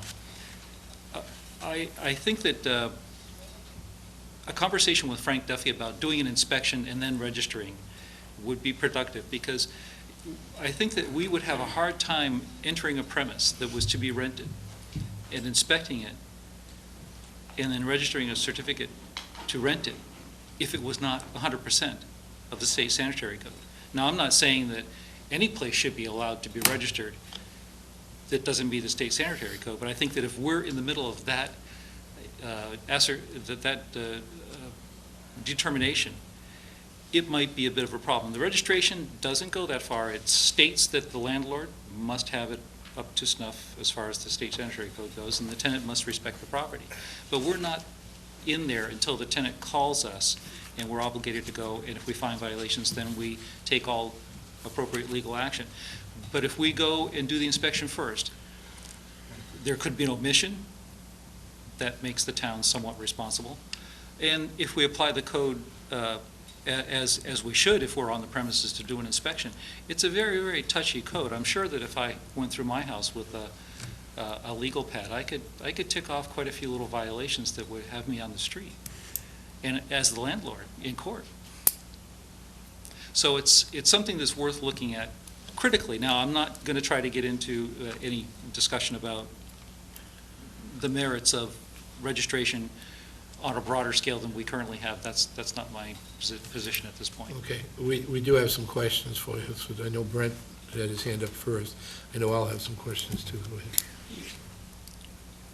Hotels, motels, B&Bs, are they required to meet the state health code before they receive occupancy permits and permits to operate their business?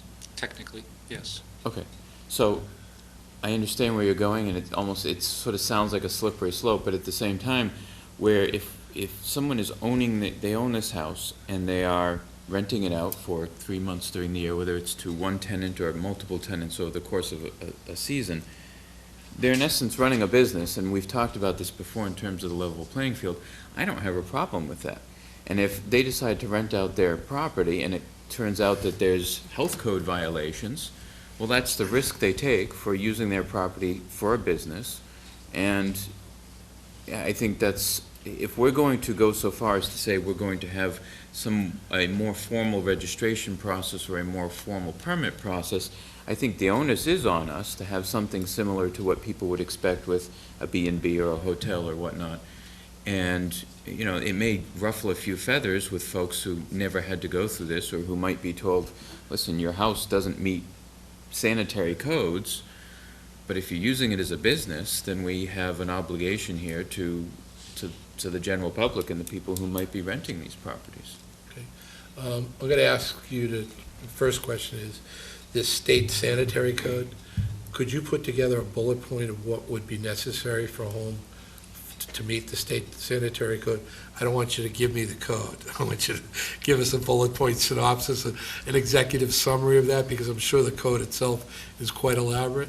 Well, with respect to hotels and motels, we're really transferring information from the state sanitary code to temporary accommodations when we apply them. So it would apply to outlets. It may not apply to such things as cooking facilities, of course, and things like that. But I mean, certain basics, which I'm sure that are looked at by the building department, would also be, part of an inspection. And but you'd have to leave out things to do with the heating system, access to the fuse box, and all those other things. So it's not a direct translation, but there are pieces of it that you could translate. I'd like to just address one of the points that you brought up, Mr. Putnam, and that was that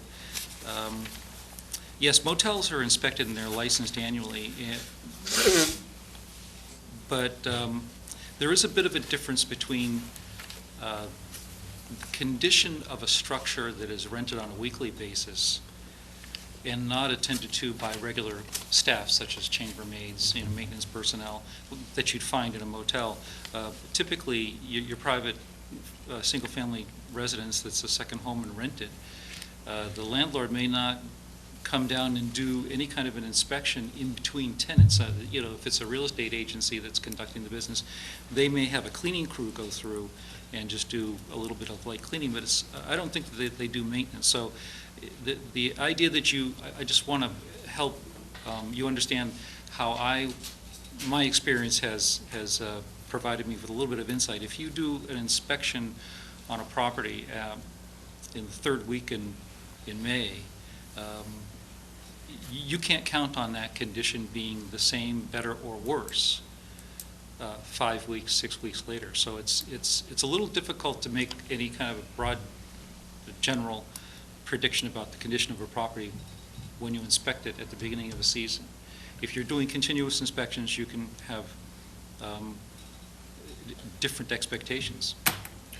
But go ahead, you follow up first. Well, and I guess, but that does, though, set the stage, I think, that if someone owns the property and they are renting it as a business, then granted, it's inspected in May and they get their permit, and then in the middle of July, the place is completely fallen apart.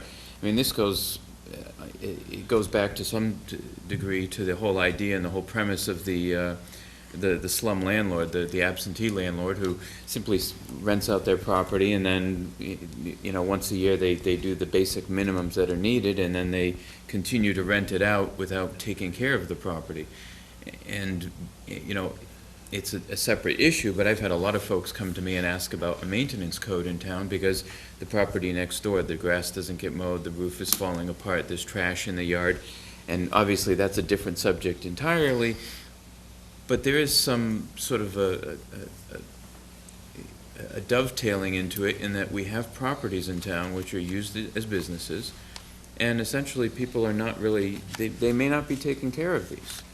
And it's hard for me to feel any sort of sympathy for somebody who's renting a house out, using it as a business, competing with businesses who have to go through these inspection processes, because that's the same, is it not? I mean, you inspect the hotel in May, and there's no guarantee that it's going to be in the same condition in July, correct?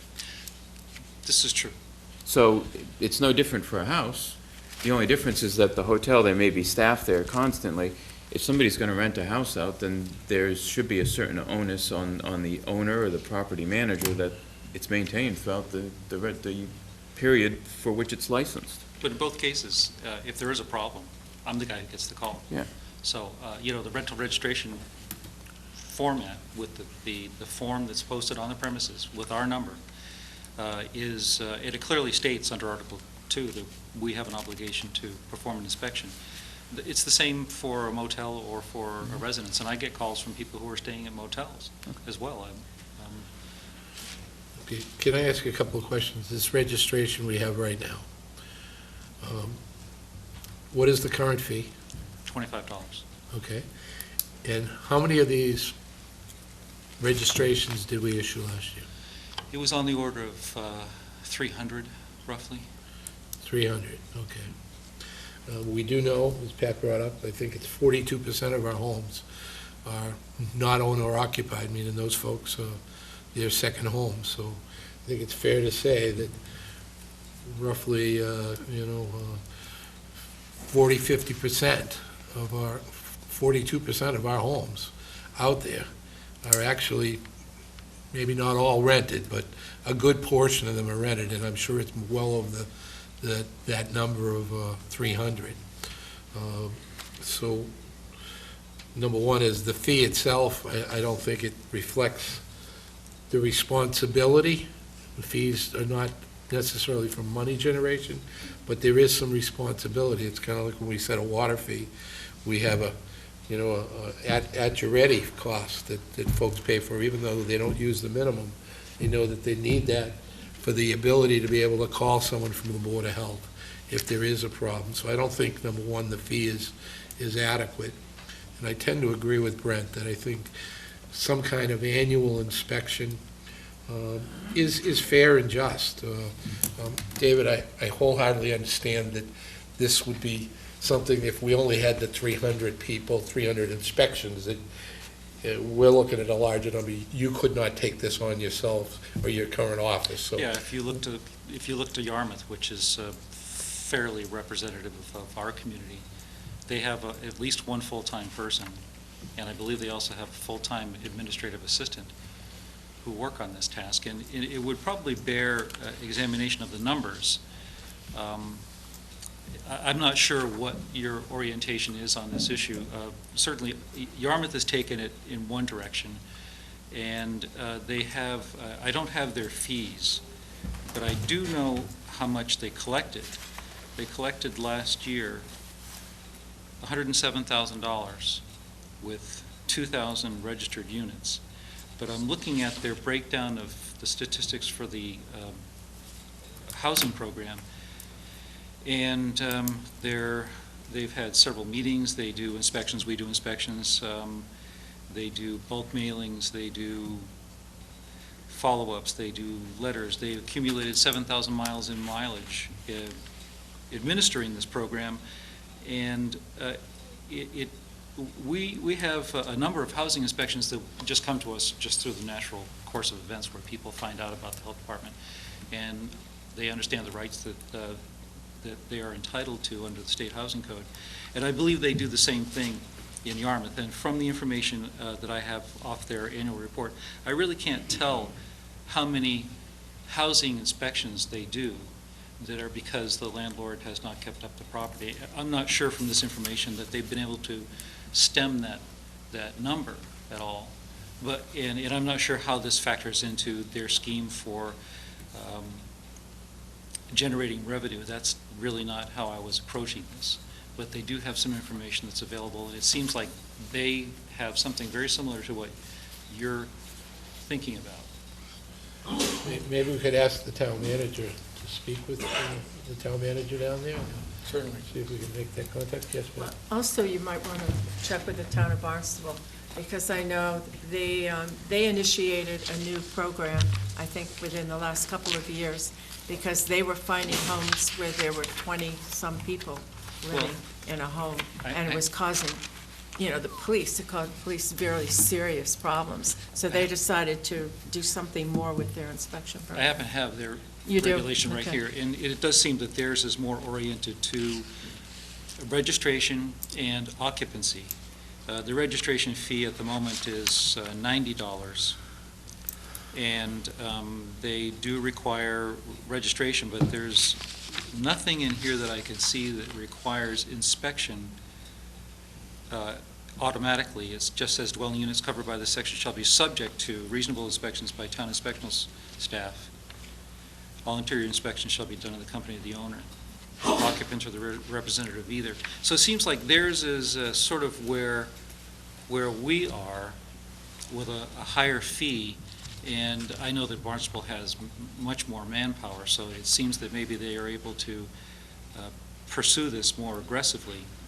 And I think the intent here with Barnstable is very similar to ours. It's more of a registration process to identify units, an education process to help landlords and tenants understand how they have to maintain a relationship and abide by Article 2 of the State Sanitary Code. Okay. Any other discussion from the board? Bring that back to another. Oh, we're going to bring it back, but I think part of the process is, I don't think we're to the point to advertise any fee yet. No. Maybe we can have some discussions. Maybe you can help us a little more by doing a little more research and speaking also with the Board of Health in Yarmouth and Barnstable, see how they're able to do it, and whether, one seems to have an inspection, the other one does not. There's one thing we surely know right now, is Barnstable's charging $90, we're charging $25, and if it's apples to apples, we're much less than what we should be. So.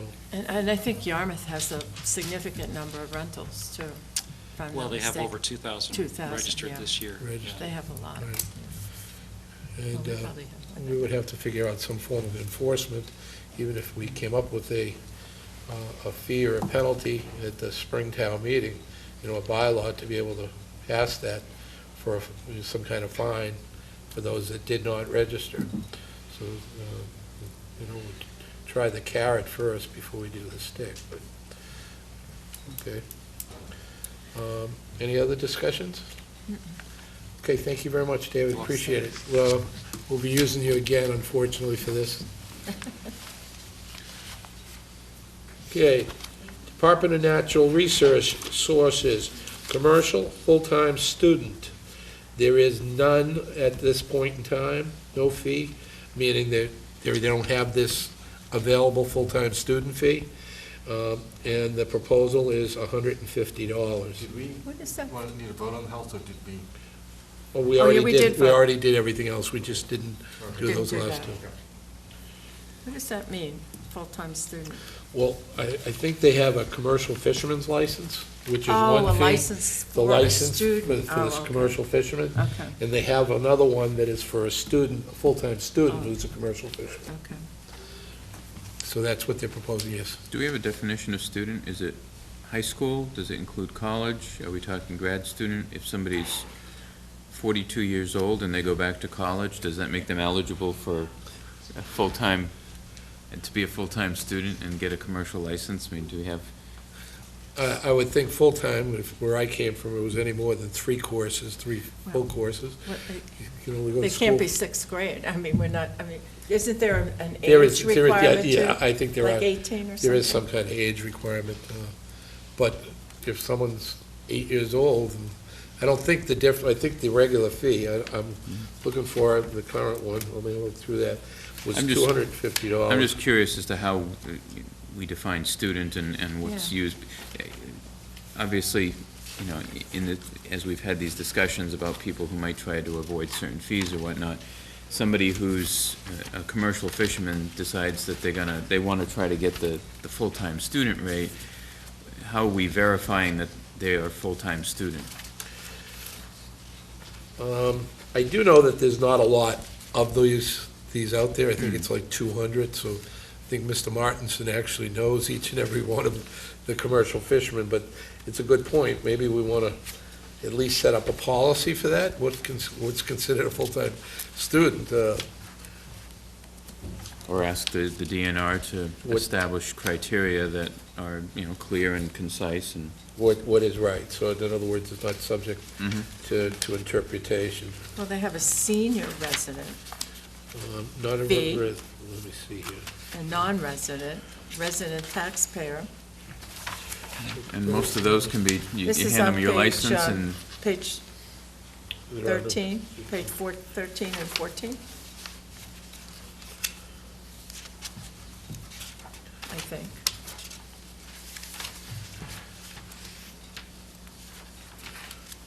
The regular commercial license is $300.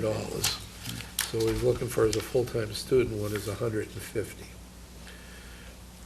A full-time for student. commercial fishermen. You'd have to define a full-time student. That's all I'm asking for, is Here's if the we've defined a definition. full-time student, what are the criteria so that... Well, this will be one that we could hold if you want and have him come back with a definition for that. It's fine with me. Right, it's One for okay. the good guy? So do you want to make that motion, or? Do we need a motion, or No. do we just need to I carry think it we over? need to, All right, then I move that we continue this particular... Okay, motion and a second. All those in favor? Aye. Opposed? Ayes have it. Okay, Board of Selectmen. Oh, that's a big discussion. Yeah, we have people waiting, do we? We do, but we don't have any public hearings, so this is a okay. public hearing. Okay. Fees are public hearings, so Yeah. we don't really know. Board of Selectmen, special events permit, events up to 49 people. Current fee is $25. What the proposal is by the day.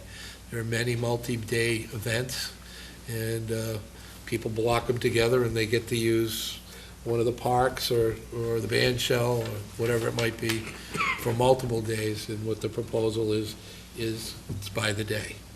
So the special event or for 50 or more people is currently $100, and again, the proposal is to go to $100 per day. Special event permit, road race. The current fee for a road race is $100.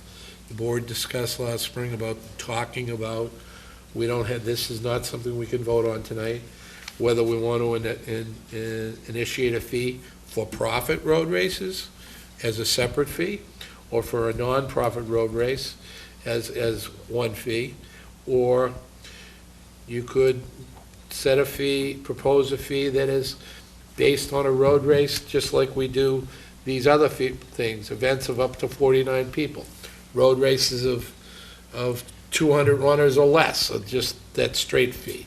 Over 200 to 500, these type of things do put stress on the community. So those are the fees those are the areas where we need to have some discussion. Not tonight or No, tonight? we gotta move down the road, because I surely can't put numbers on any of Well, these. I was just going to make a comment on the for-profit and the nonprofit. Yeah. We were looking before about the organization that was sponsoring the event, whether they were a nonprofit or a for-profit. But I was thinking, if we looked at what the purpose of the race was, if it were a fundraiser, say, for multiple sclerosis, it could be a for-profit organization, but the whole road race, all the monies raised go to a nonprofit. It's as a charitable donation, as opposed to looking at who's putting it on, where's the money going, Right. in terms of the fee, rather than trying to figure out who the people are and. Yeah, and I don't know that I'd want to try to go down that road, because we've had folks come before us with They've received permits for road races, and they're not an existing, charitable organization according to the IRS, but they've said that, and, they're working towards that, and who knows, in a couple of years, or maybe this year or something, they'll come before us, and they are a charitable organization. And then you look at, say, the Falmouth Road Race, and I believe it's a nonprofit organization, but the size, the scope, the amount of money that is poured into the Falmouth Road Race, it's hard to look at that and say that that's charitable or nonprofit. I think probably a better litmus test, if we're going to do this, would be the size of the race. That obviously, like you say, a large race is going to have a bigger impact on the community, a smaller race is going to have a smaller impact. And if what we're talking about here are if the purpose of the fee is to address the impact to the community, whether it's, an event that is 1 day or 2 days or 10 days, the same thing might apply to a road race where one event might bring in 200 people and another event might bring in 20,000 people. But on the other hand, you have to think about if they pay for all the services that they're going to use, like if they pay for the police and they pay the DPW for. Well, I agree with you that they're all going to. It gets complicated. I agree that they're all going to incur those costs, but there are some wear and tear costs on the community. Some of these races, are quite a considerable distance. Someone grabs a glass of water on their way through, and I'm not picking on the race, but they can't go by and pick up every cup. So there's some wear and tear on the community. So the question is, I'm not looking to, maybe it's a good or a bad example. We had a Zuma road race that came in this summer that came right off the bat, wanted 1,000 runners. Well, we didn't know, so we had to prepare for something we didn't have any knowledge of. So, there was a lot of preparation before that race that the police department did not get paid for. Well, they didn't hire details. The police department had to go and meet with those folks to develop traffic patterns, things of that nature, because of the size of the race in road closures.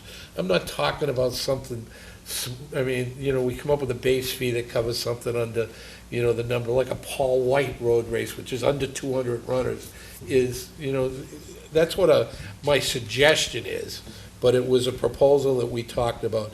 I agree with the for-profit or non-profit. How do you come up with that? And quite candidly, if someone says they're going to run something, give the profits, well, creative accounting can, whatever might be. Except they have to maybe provide some information about who they are. If they're, like we have one on tonight. Are they a corporation? What are they? And what are they going, if they want to charge? Right. A fee I agree for with people. you. So, but then if they're raising money for a charity, Right. then how much do they expect to raise? I don't know. It gets really complicated. Well, it does, That's why I thought if they gave us, and what percentage of what they take in do they get? I don't think That's we're too- going to be able to do the math. the accounting on anything like that. Doug's the only one that's going to be set up to do that, so.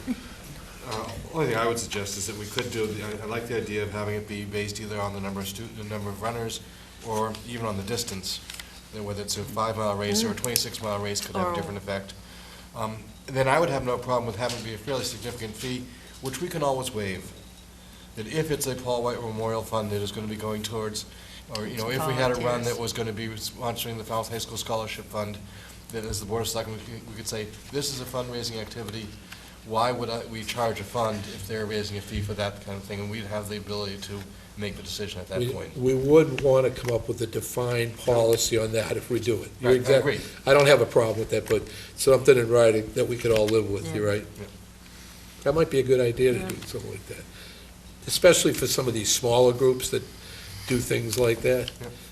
We had that Buzzards Bay Coalition bike ride a couple of weeks ago. It was a small number, but it doesn't fit into the. And then whether it becomes a run or a walk, for instance, the parade from Surf Drive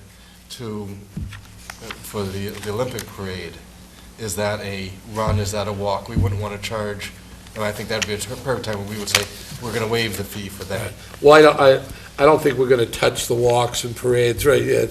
I think that road races are typically something you have to pay an entry fee in, Okay. and maybe that's how we define it. Right. Any road race that there is an entry fee, based on numbers. Yep.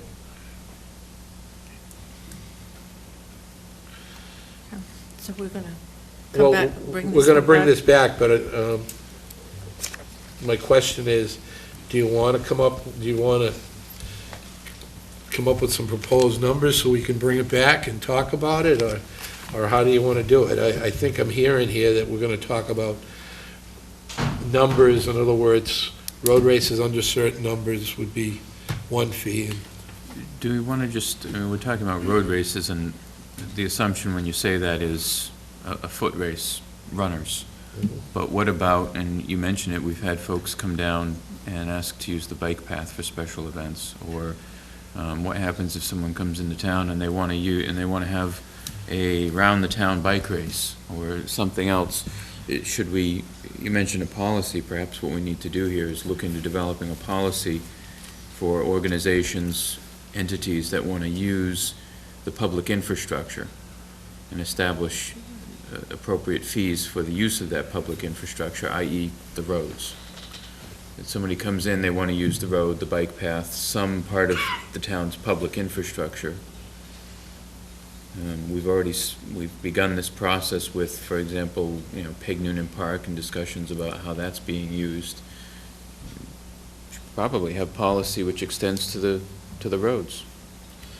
well, I mean, if it comes down to an organizational thing where folks are asking for us to permit their use, that's one thing.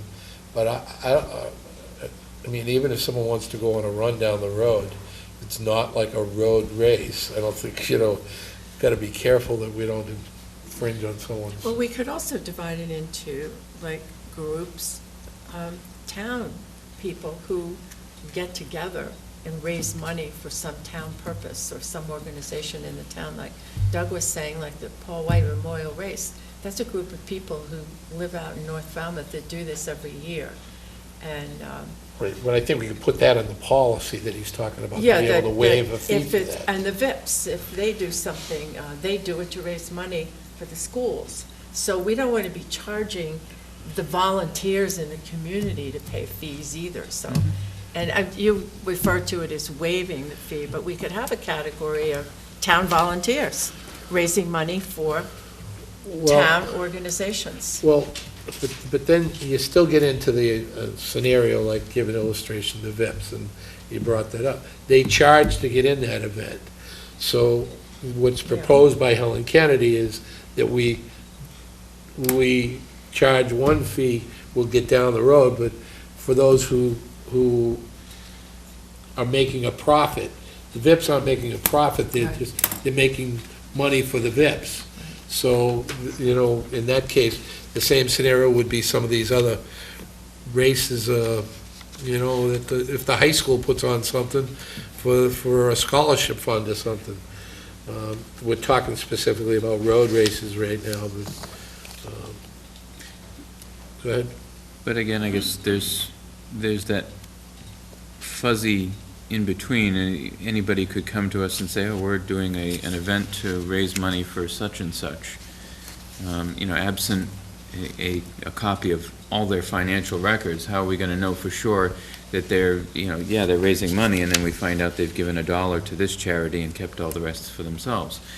It's really difficult, and it goes along the same lines of the profit versus nonprofit. How do you make that distinction? There's very many people who are presidents of nonprofit corporations who make hefty salaries.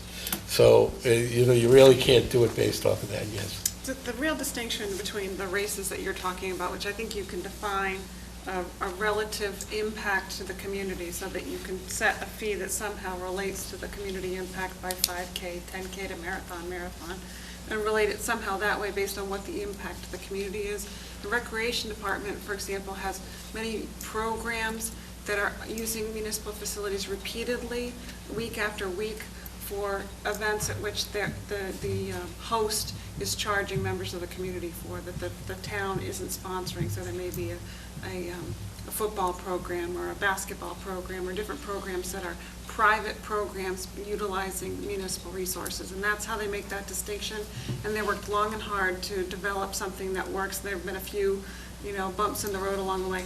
I think that's very, very difficult to do, especially for these events that are one-time, one-off things. I think my recommendation is to stick to the relation to the impact of the community rather than profit or nonprofit. So would your suggestion be the size of the race, or would your suggestion be the number of participants in the race? I do it in tiers, so I do 5K race, X number of runners or less, and 5K race, X number of runners or more. And so And I then would go up do to each segment. And then you'd have, variation among, you might have a 10K that only gets a couple hundred runners, and then they would be charged accordingly. That's a good idea, and I think that under 300 would be a fair and reasonable number as the base one, and then you go up in tiers like that. I don't know, what's your thoughts? I mean, there's a lot of these smaller races that aren't really large. We can go back and Diane in the office has a list of everything Okay, so why don't we that's put happened some over the years. information We could ask together her on to that. break them down That for sounds us and good. give us some idea of what we've already approved for the last couple of Okay, years. we'll get asked to see if we can get a printout or something on that. Next up, use of town beach parking lots. The current fee for town beach parking lots. Current fee for residents is $75. The proposed rate is $75. Oh, pardon me. This is a, Wedding. this is for a wedding, this is for weddings. This is currently for wedding permits. A resident pays $75, and then, we're keeping the rate the same. Non-residents pay $150, keep the rate the same. We have talked about the use of the parking lots. In other words, there are very many of these that want to be able to use the beach parking lot. Specifically, they might have 50 cars that come in there at, I think we gave them the hours of after 3 o'clock in the afternoon, if my memory serves me correct. But whether or not we wanted to charge a fee, I think more so probably for non-residents, so the number of cars, a fee per car, whether it's $5, $10, something of that nature. We, of course, would have to re-advertise that as well. There already is a fee for using the town beach for the wedding.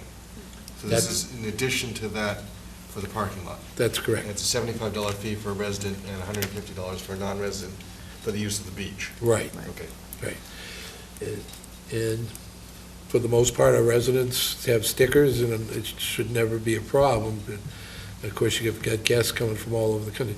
Our problem is a lot of times, I think they reserve spaces or hold spaces in an area for them. Yes, Brent? I think, given that there's already paid parking, there's already permits that can be obtained, I think that probably would cover it. We don't charge these folks if they're coming to the wedding. That's the point. They say they're going to the wedding. There's a beach attendant there. We don't charge them. Well, maybe we should. That's Because it's a space being taken that might otherwise be used by a beachgoer, somebody who buys a permit or is willing to shell out the $20 to have the space for the afternoon.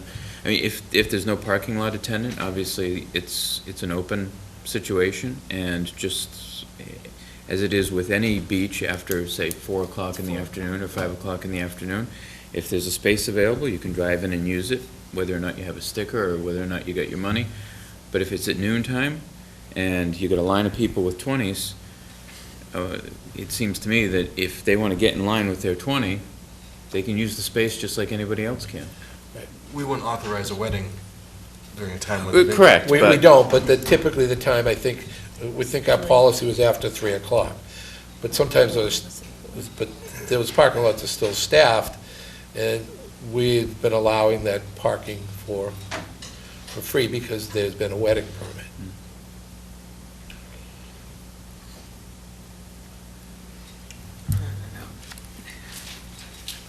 I don't... I thought it was 4 o'clock, not 3 o'clock. Was it 3? But they always have the option, if they don't want to have to pay a parking fee, They could come at 5. have people carpool.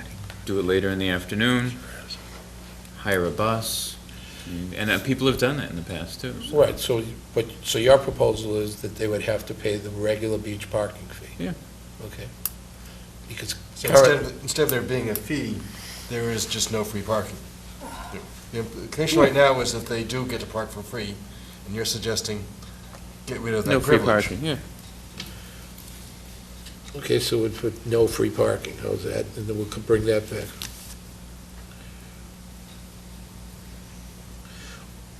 Or daily rates in effect, how's that?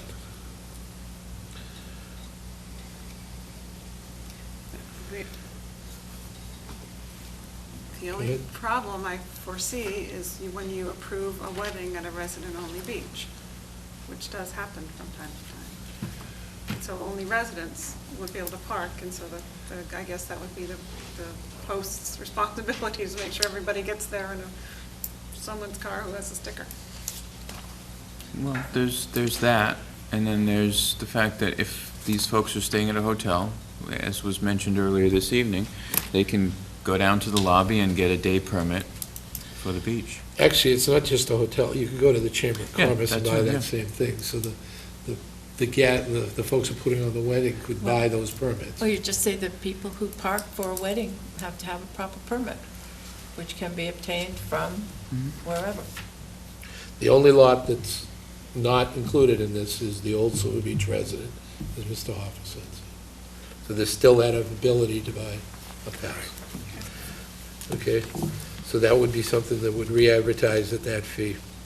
Zoning Board of Appeals, the last one, administrative approval. The current fee is $100 for no previous special permit, and the suggestion is to remove that fee. The administrative approval for previous special permit, it was currently $100, and the suggestion is to also remove that fee. And just No fee. No, but then have $100 fee, for, just for the administrative approval, Administrative period. approval, period, right. I move approval. Motion? second. Second? Any public comment? Anyone asleep out there? Any further discussion? All those in favor? Aye. Opposed? Abstain. Abstain. That concludes our fee hearings for this evening. We will be re-advertising a few of those fees, and we'll be back with a proposal for a few others as well. Next up, interview and vote, approval and appoint Bikeways Committee members. First applicant this evening.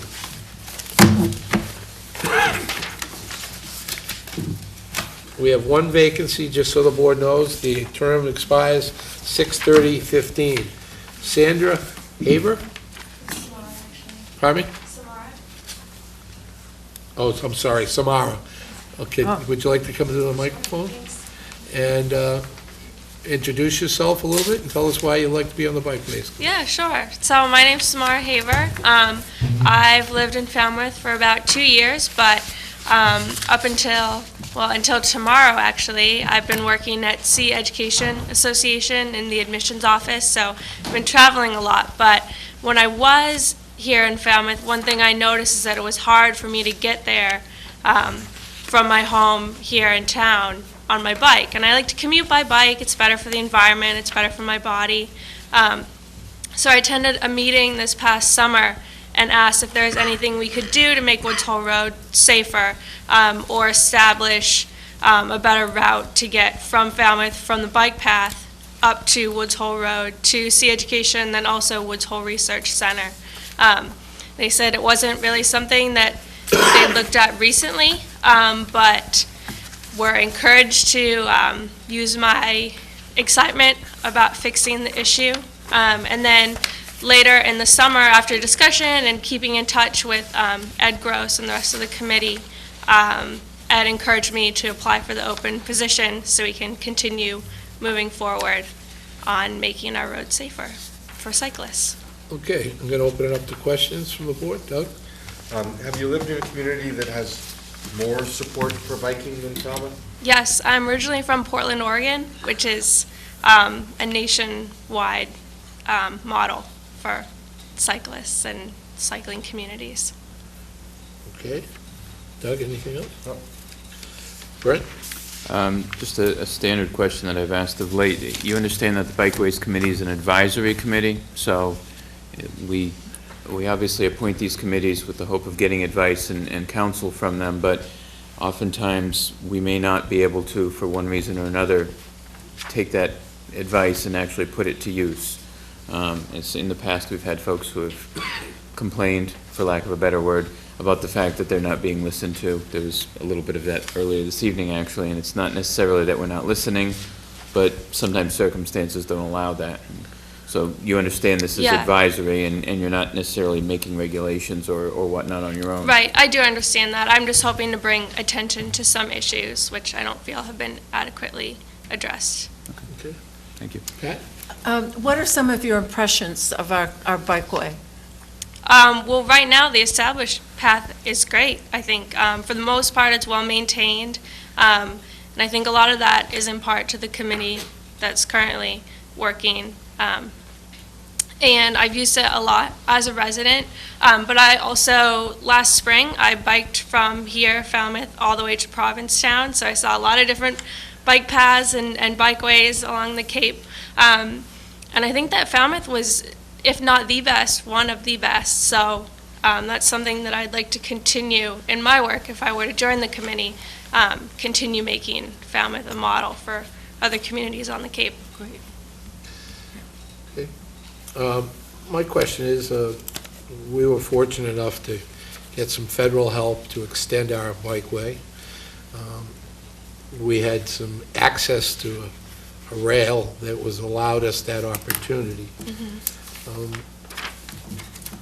That's probably not going to be the case for extending our bike path any further. What suggestions would you make besides the one to go to the Sea Education facility that Falmouth would try to implement moving forward for biking?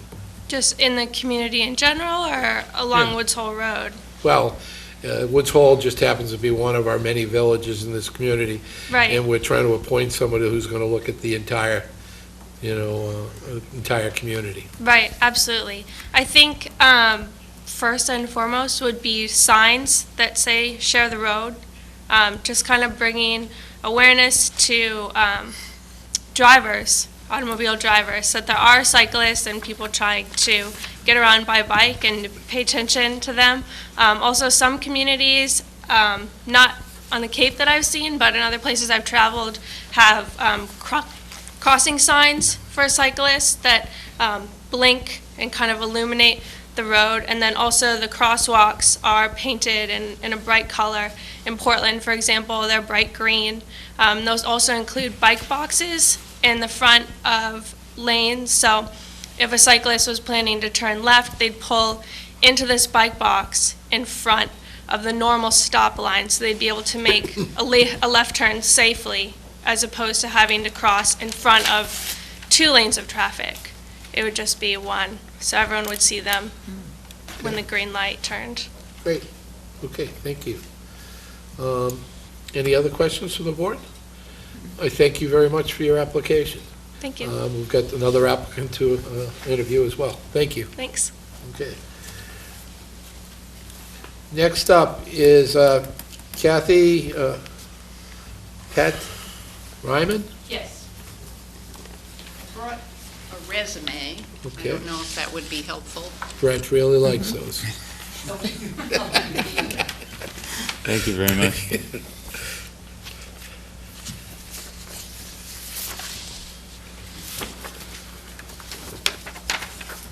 Is there more than one page? I think, no. Oh. I think there's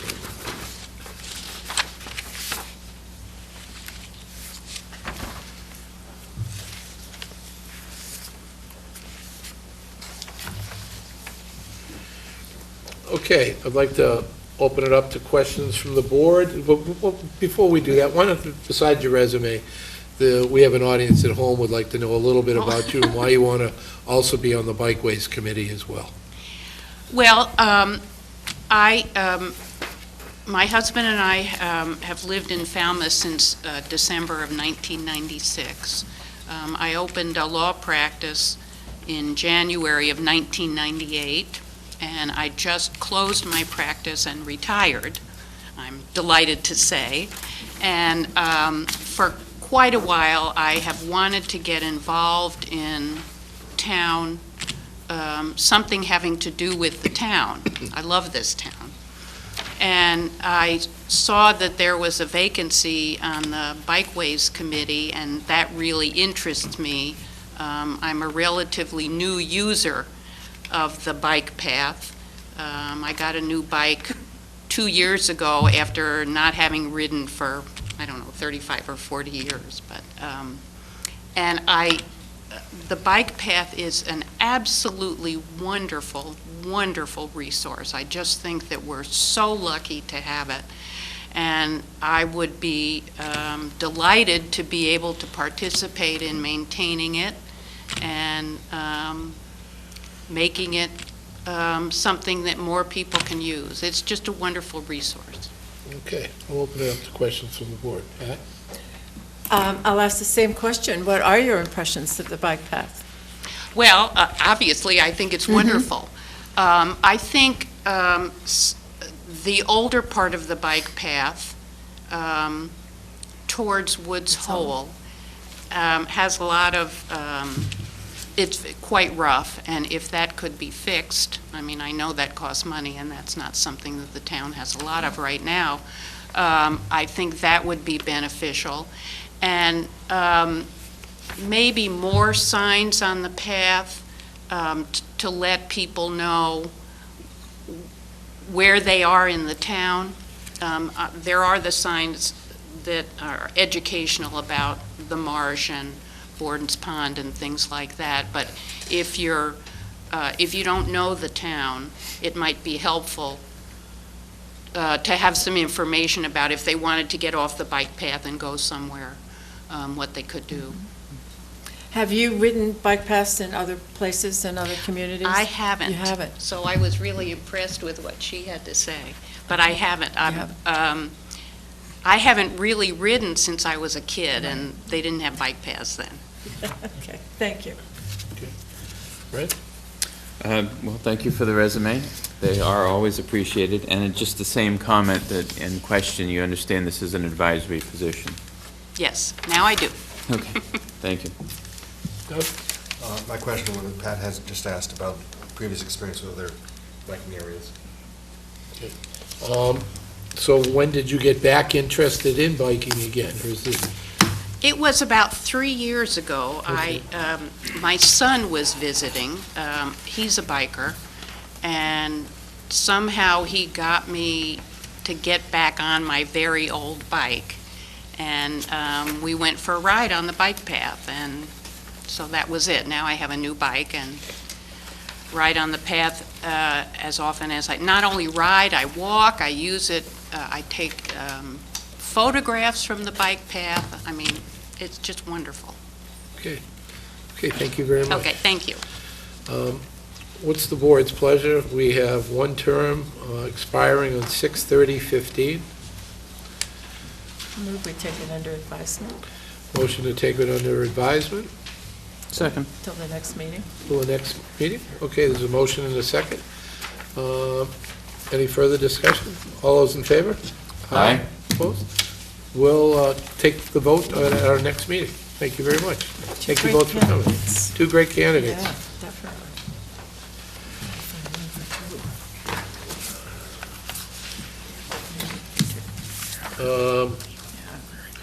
The next is vote recommendation for award of permeable reactive barrier conditioning services, consulting services contract. I gotta bring my glasses. Yeah, for that sure. one. Hi, Hi. I'm Hi, Amy Amy. Lowell. I'm the Assistant Wastewater Manager. And our request for proposals was issued, and 5 proposals were received by the town in response, which is a nice response. The committee, a committee of 3 appointed by the town manager, reviewed all 5 of the technical proposals. The committee was Peter Boyer, Eric Turkington, and myself. And we met and discussed the technical proposals and came to an agreement on the top 3 of those. We then, the town manager opened the cost proposals and presented those to us. We decided after seeing the cost that the cost proposals were similar enough, not divergent enough, to affect our ranking of the top 3, or that our selection of the top 3. So we decided to interview those same top 3, which were CDM Smith, CH2M Hill, and Lombardo Associates. The committee did, in our discussions, note that none of the firms that had submitted a proposal had extensive beginning to end experience designing and installing in situ permeable reactive barriers for nitrogen removal specifically, and specifically on a larger scale. For example, as part of a TMDL compliance plan.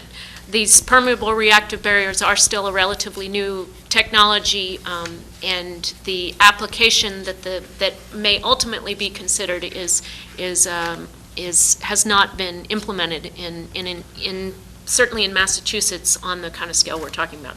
However, all of the firms brought experience from related or similar applications. PRBs have been installed, permeable reactive barriers have been installed in many places for volatile organic carbon removal from water, for example, and there have been smaller scale PRBs, and there have been permeable reactive materials have been used outside of the ground for treatment of wastewater and septic system leachate. CDM Smith, like the others, didn't have exactly the experience that Falmouth ultimately will develop in a consultant, but they did provide a very thoughtful proposal, and they committed their staff that has relevant experience to PRBs. And CDM Smith also proposed to perform all the work in-house. The other firms all had teaming arrangements some of which seemed fairly elaborate. CDM Smith convinced the committee through the interview process that they had sufficient institutional depth to complete the project consistently and within the scope of the work.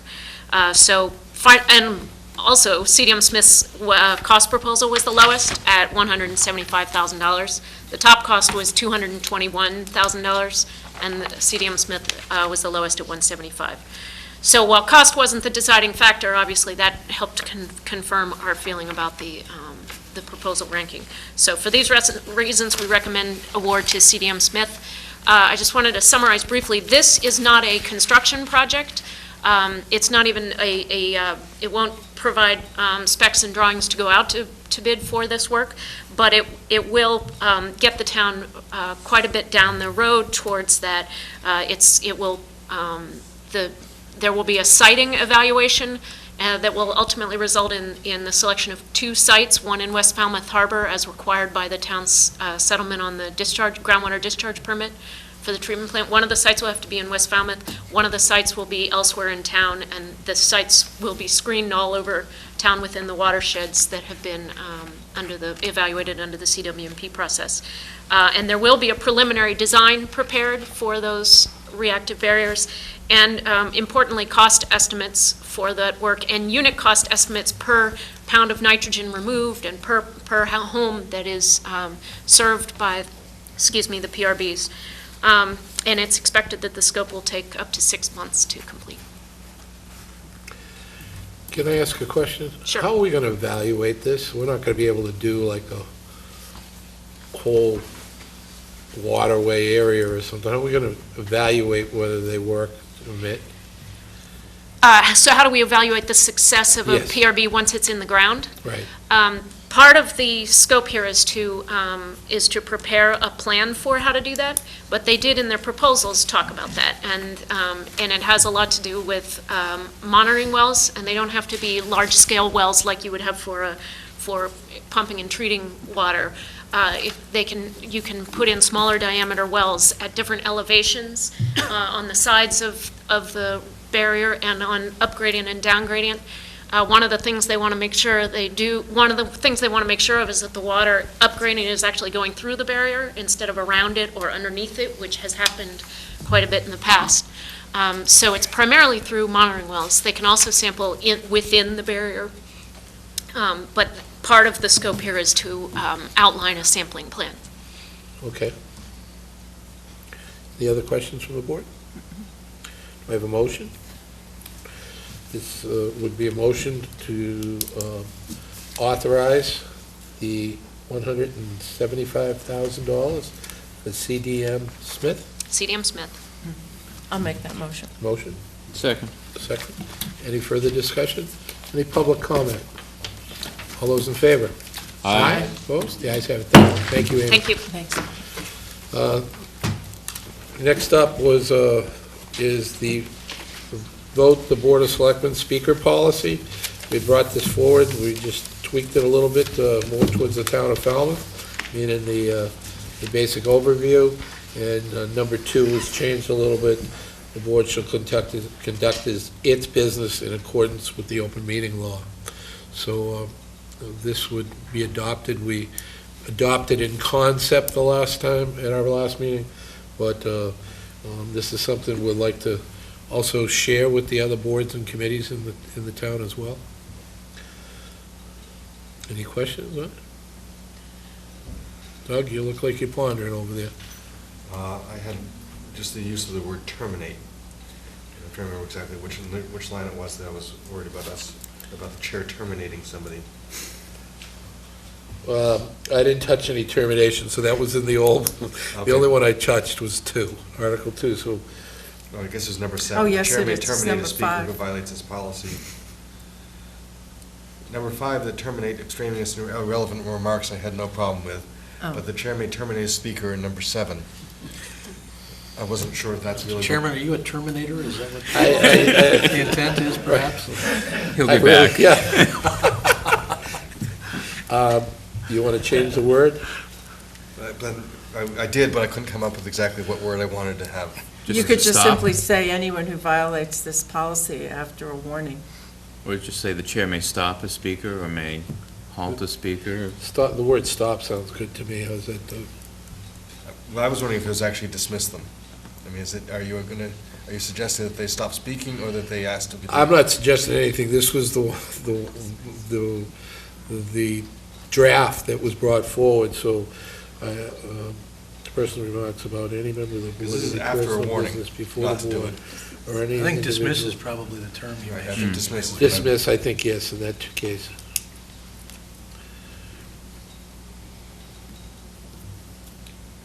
With that correction, I would, or amendment, I would move approval of the policy as it's been presented. There's a motion. Did you have some? Second. He made motion. No, I and just second. have a comment to make Okay. on the discussion. Motion and a second. Well, it's just, I don't really object to the intent. I don't really object. But I just think in writing policies that this really takes the form of a narrative. And I think sometimes in writing policies, it's better to begin statements with a verb and just keep redundancies out and make it very simple and clear. Shall, will, whatever, rather than making it, because if you put it in the narrative, it makes it really long. And it's easier to read the other way. Just a suggestion in terms of style. Again, this was I a know. draft that was given to me. I know, If you I wanted understand. to. Well, I looked at the one from the town of Princeton, and it was similar to this, very similar to this, but it was not narrative. Okay. It was more like a bullet point and a statement that began with a verb. Okay. You know, it makes it really easy to read. Okay. You follow me? So we have a motion and a second. Any further discussion? All those in favor, with the one exception, the word is dismiss, okay? Okay? Aye. All those in favor? Aye. Opposed? Unanimous. Thank you. Next up is approve application for new entertainment license with Stone Lovin' Pizza, and this is for a license on, from 8 PM to 1 AM. Is the applicant here this evening? Want to come up? Good evening. How you doing? Pretty good. Do you want to say anything about the application, or? I know there are some restrictions as to how many people can be performing. Yeah, introduce yourself for the audience. Oh, my name is John Antonakakis. I'm the owner of Stone Lovin' Pizza Company on Main Street. And I recently got a liquor license, and now I'm applying for an entertainment license. We would like to have a performer on every Tuesday evening after normal operating hours. So we close on weekdays at 9. So we're thinking of having somebody come on from 9:30 until 12 or so. Our liquor license is until 1, with everybody out of the out of the premises at 1:30. So if it need be until 1, we would, stay open until 1, depending on the circumstances and what's going on that evening. Okay. I was informed that there is a restriction as to what amplification we have in place, and I wasn't quite clear as to what the limits are. So I was looking for some direction so that when I do the planning, I make sure that that I'm doing the right thing. The music can't be audible outside the building within 100 feet, I believe is what the ordinance actually says. So then the police department could advise you of that. I do have a letter from Lieutenant Reed. I've reviewed the application on behalf of Stone Lovin' Restaurant for new entertainment license. Request is up to 5 live band members to perform acoustically in the restaurant. Mm-hmm. This department has no problem with issuing the permit. Okay, so what's the board's? I just have a technical question. Sure. What's the difference between acoustic and amplification? So the way I understand this is acoustic, amplification has an electric guitar that you have to have into an amplifier in order for it to be audible, so you can hear it. Mm-hmm. Whereas the acoustic, you can hear it without it being plugged in, but they do plug it in anyways. And they make the sound a little louder so that they can hear it. But I don't know. I'm not intending to have big amplifiers, in there. Now I don't know if the performer himself would bring something to just be. If you've been in this space, and I don't know if any of you guys have been there, but it gets loud just from people talking. So I would imagine if you have a crowd of 50 people in there, the performer would want to be heard a little bit above the crowd, so he might get some assistance from an amplifier to do that. But my understanding is, and what I'm going to do actually is I'm not going to have him be heard in the entire Main Street. That's not. Go ahead. I have another question.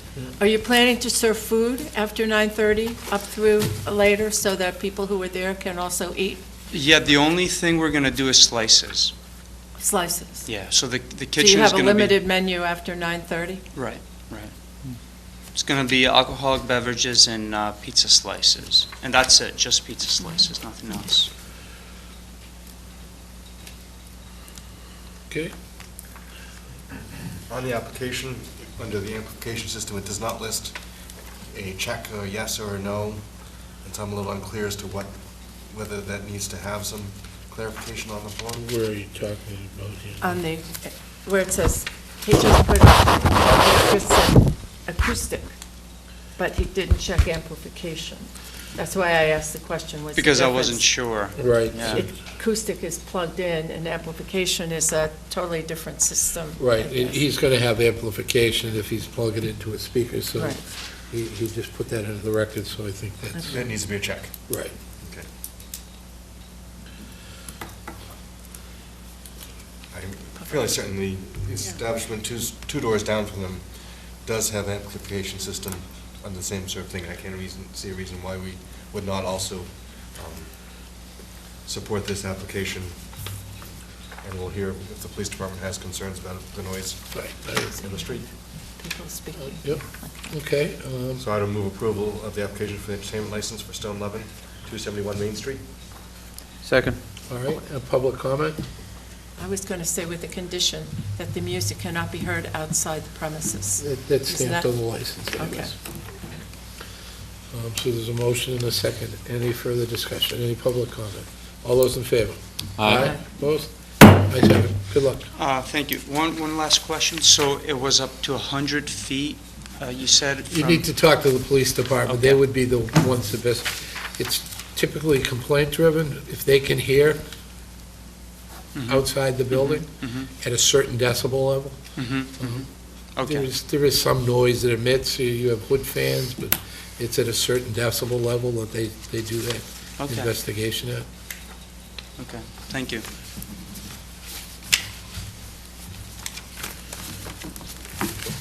Okay. Next up is approve application for Vista pruning permit, 72 Great Bay Street. There appeared, is anyone here representing the applicant? There appears to have been no contact with the Conservation Commission before this meeting, so my suggestion is that we would continue this until such time as the Conservation Commission has taken it up. So can I have a motion to continue? So moved. No date certain. Second. Motion and a second. Any further discussion? All those in favor? Aye. Opposed? Ayes have it. Next up is vote letter of support for designation of Barnstable County as an Economic Development District, EDD. This is a letter of support for this new economic development district. It's going to the regional office. This was requested by the Cape Cod Commission.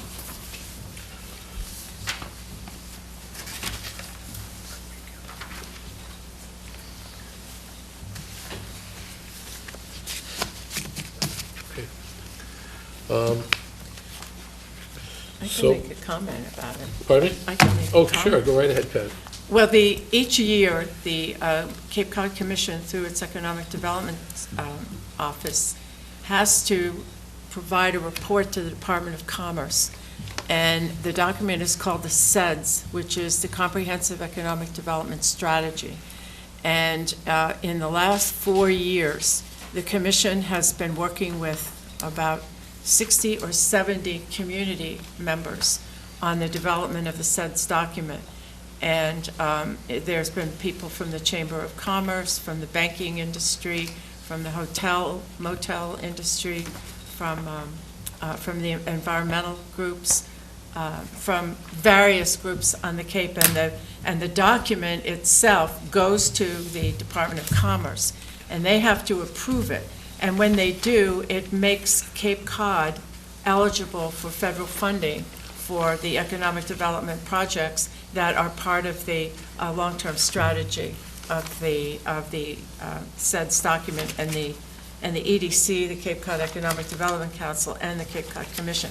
So this is a letter, actually, to the North Atlantic Director submitting the SEDS document and actually designating Cape Cod as an economic development district, which will also add another layer to Cape Cod's ability to get more federal funding for economic development protocols. So I would highly recommend that we send this letter, and I would move that. Okay, you make a motion. Second. Do I have a second? Any further discussion? All those in favor? Aye. Opposed? The ayes have it. Okay. Next up is to discuss and vote recommendation of Article 3 wind turbine bylaw. As the board remembers, we had a joint meeting with the planning board a week ago, 2 weeks ago, and on that Tuesday evening, and we discussed with the planning board that our board thought that that would be taking an option off of the table for the consensus building group, and we wanted to make sure that we let that group know that loud and clear that what we said we meant, and that no option is off the table until we come to That group reports back to us and comes to a final recommendation of the Board of Selectmen. We had hoped that they would make an amendment to that motion to be able to provide us some time. Mr. Suso has just provided me a note that the planning board met this evening, and they voted 4-2 to maintain the status, their recommendation of the current article, the way it is written, and that they have no plans to make any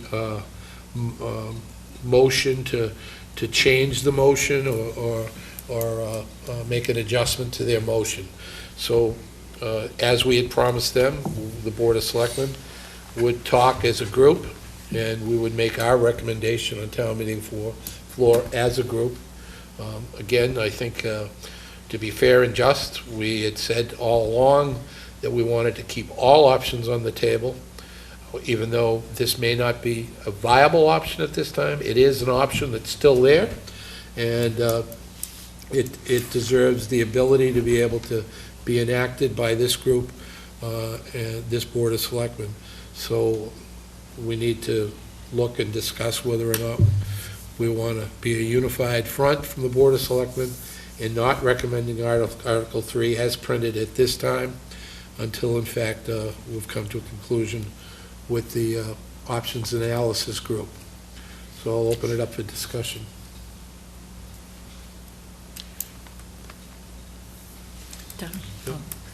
I would just like to clarify, I did report at the last wind turbine options group meeting what had happened at our meeting. I do know that it is the moving of the turbines is not high up on the choices of the group. It has not been dismissed. I know that some people have said that it has been dismissed as an option. The committee last week did affirm that it has not been taken off the table, is not being dismissed as an option as of yet. It is just not the one that they're focusing on discussion right now. I would love it if there's a way that we could support the bylaw, because the planning board has put a lot of work and time into it. If that means that we need to make a recommendation for an amendment that'll allow us to support it, that maybe with consultation with the town council to make sure it's one that's actually a legal amendment. But if there's a way that we could make the amendment would then allow us to support is what I would hope we could do. Well, at our joint meeting, the planning board expressed a concern about the moratorium ending in May, and that there be nothing in place to protect the town, in a sense, by having some regulations regarding turbines. So one of the options that the planning board considered, and I see they rejected it for some reason, was that if the article were to pass, that they could amend it to say it would not take effect until May 15th, or whenever the election is next year. And that way, that if there were any changes that came up, then, I don't want to say any changes. If that became an option, then it could still go forward, and the turbine bylaw wouldn't affect it. So that's one option, and the other option would be just simply to not recommend. Well, I don't think that's an option, because the one you're speaking of, because on May 1st, someone could come down and file an application, and if there were that 15-day window, that application would be available to anyone in this community. So it'd be May 1st. So the only way to modify the motion would be to exempt the town. And that's problematic, because there's not a lot of trust there in the community with the town. And excuse me, sir. No comments, please. We just voted a speaker policy, and that includes all attendees. Thank you very much. So, that is one option. But the board had discussed that option was not something that we thought that folks would embrace. So the other option is to not recommend this and hope and let folks know that we support it in concept, but it would take this option off the table, and that we would surely be back to support this article in the Springtown meeting, because if we don't have a decision to move in this direction by that period of time, we'll really be in trouble, because we really need to find a solution to our problem as we move forward. So go ahead. So the next question would be, let's say it passed at town meeting. What is the time period for review by the Attorney General? When do we usually get a response? Is it 15 days, or is it 3 weeks when the approval comes back or disapproval from the AG's office? I've found it's 30 to 90 days. 30 to 90. What are you thinking of? Well, I was thinking of next April, if it were to pass at the April town meeting, if an appropriate bylaw were to pass at the April town meeting, if it could get approved before the moratorium expires. And obviously, if it were next April, that wouldn't happen, not at 30 to 90 days. So there may be a gap. Anyways? That we're vulnerable as a town anyway. Maybe, yes. Go ahead. I'll just say the same thing I said at the joint meeting, that I would be really surprised if there are people lining up, waiting for that moratorium to end, so that they can put another 1.5 megawatt turbine out in the middle of a neighborhood somewhere. I think right now, there's not going to be anybody who wants to put anything of that size anywhere in the four corners of Falmouth until this whole issue is resolved. Because aside from the heat that the town's taking, there are private turbines that are taking similar heat. And like I said, I know there's concern about the moratorium expiring and still having the existing bylaw in the books, but I honestly don't think it's going to have a tremendous impact, given the controversy and the issues that have been raised thus far with the existing turbines in town. So I would like to go by my word, and my word was that we would keep all options on the table. And I would look to see if we make a motion that, that we can discuss this article and flush out the scenarios, but that the Board of Selectmen put a united front that we do not support the approval of this article at this time until the options have all been flushed out. That would be my recommendation. Do we make a formal recommendation on? No, we don't, but we get to, just like any town meeting, we get to speak. But if we speak on behalf of the entire board, in other words, we take a vote on it, we won't be speaking as individual members. You can also do that, but we would speak as a united front as a Board of Selectmen. Because in some ways, what I'm feeling most comfortable is not a recommendation of death and postponement from the board, but that we do not have a vote of support for it. I mean, I'm not sure, maybe that's a minor difference, but I don't feel as a board we can support it, but nor at the same time do I really want to vote a recommendation against it. We're gonna have to tell town meeting what we'd like them to do. And we can tell them that although we support the article in concept, that not at this time. Right. So we would recommend indefinite postponement. I mean, what I would like them to know is, what I would like them to do is to pass this in May, so that the WTOP has the option still of considering it between now and then. And that if after their recommendations come to us, and this is not one of the options, then great, pass it.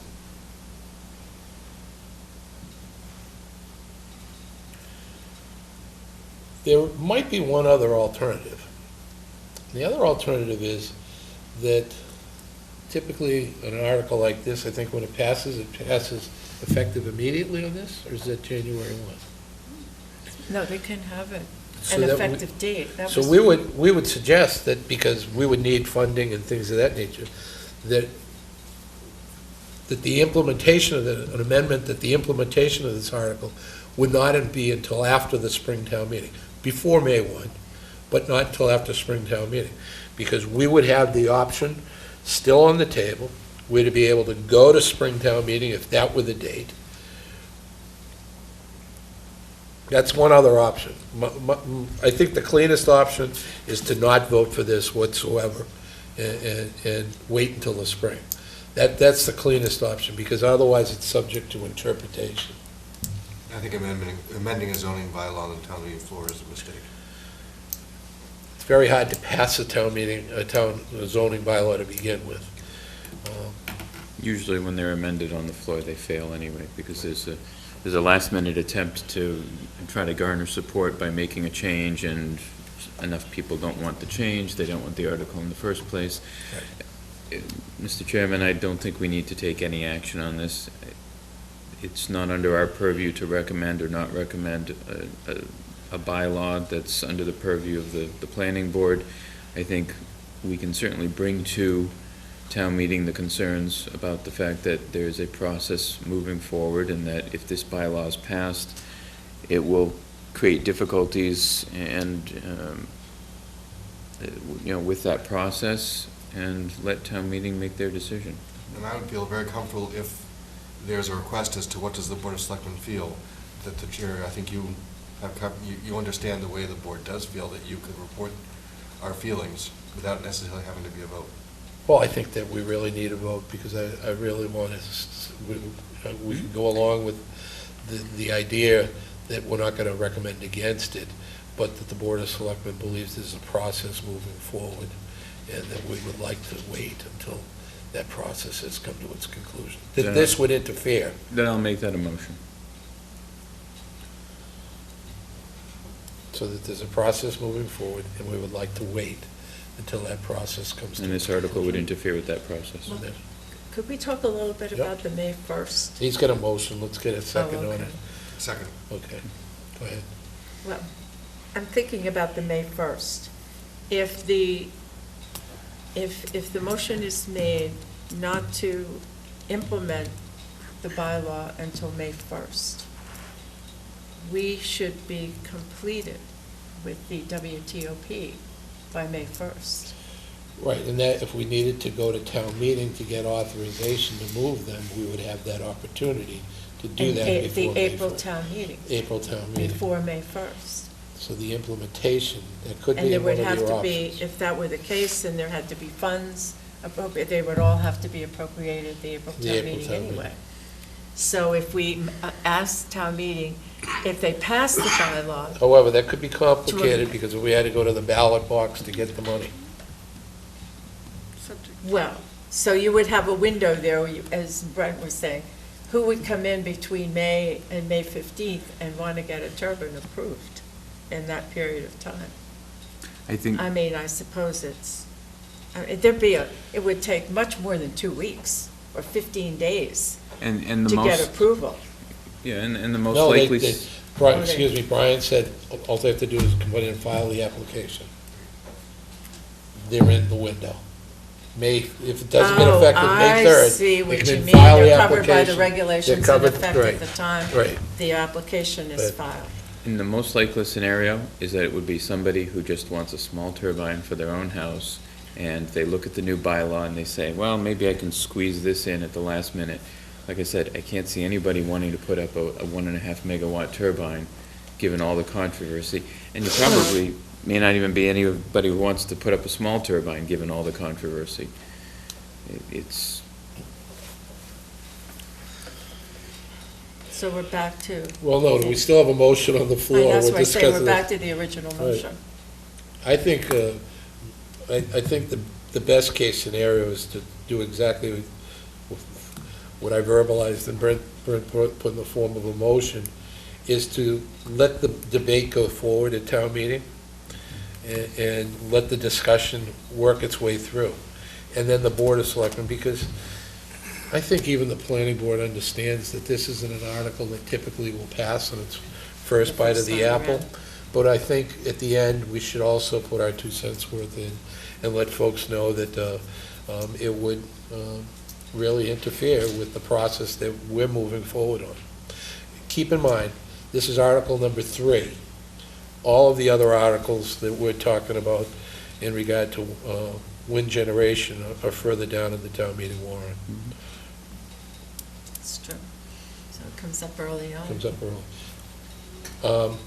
And I do think ultimately, moving the turbines will not become the recommendation of the process. But I believe in keeping it as an option available. I believe wholeheartedly in that. But I do think, right, because you never know, and we want to make sure everything's possible. But I do think that most likely we'll get done with the process, and then we'll be able to support this bylaw without a problem. Okay. Take some public comment. Todd? Good evening, Todd Drummy, Blacksmith Shop Road. I'm not sure if this is appropriate because it's hearsay, but I thought I was just at the planning board as well, and I thought I would pass along a little bit of what their discussion was because it may help you understand where they were going. They had a very similar discussion to what you're having now about changing dates and things like that, and ultimately they came to the idea that it's going to be difficult to pass it anyways. Introducing another variable is going to make it that much harder, and that they figured it is a low probability that we can move the turbines for a variety of reasons. If that does end up being the choice, the town is going to be seeing a whole bunch of different articles at town meeting in April for funding and all that kind of thing. And then what would be the new bylaw could be amended to make a one-time exemption.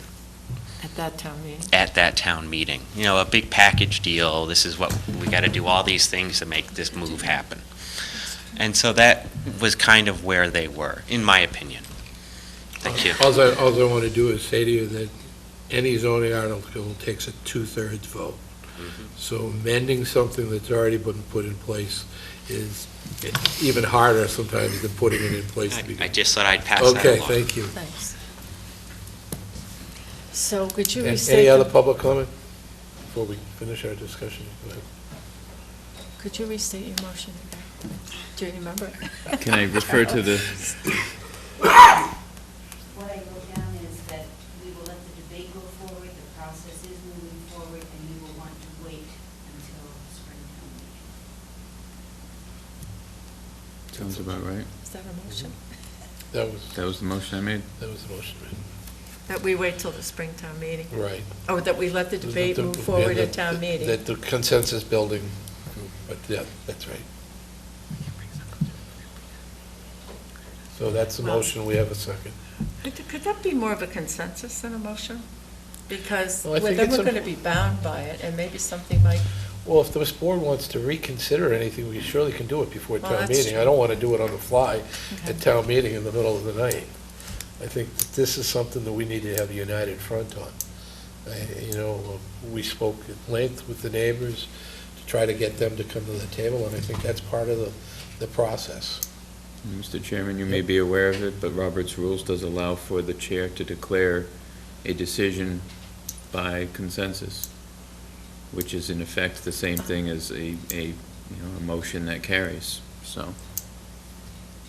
well, it's, except we don't follow Robert's rules. But go Perhaps ahead, we should that's- discuss that in a future meeting. We're running late tonight. All right, let's keep going. We still So have a then- motion on in a the second. floor in a second. Okay. I'd like this to be unanimous, and I'm trying to build consensus before it's unanimous. But again, if we get some more information and more facts that makes anyone want to consider changing this, we will have a pre-town meeting with the Board of Selectmen. So currently, there's a motion on the table. Second, any further discussion? All those in favor of the motion? Aye. Opposed? The ayes have it. Thank you.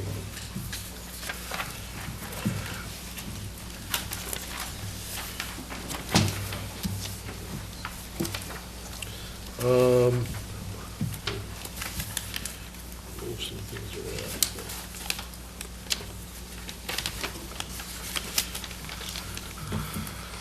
We'll go down the summary of action, pardon me, The budget policy. the budget policy. Mr. Chairman? Yes.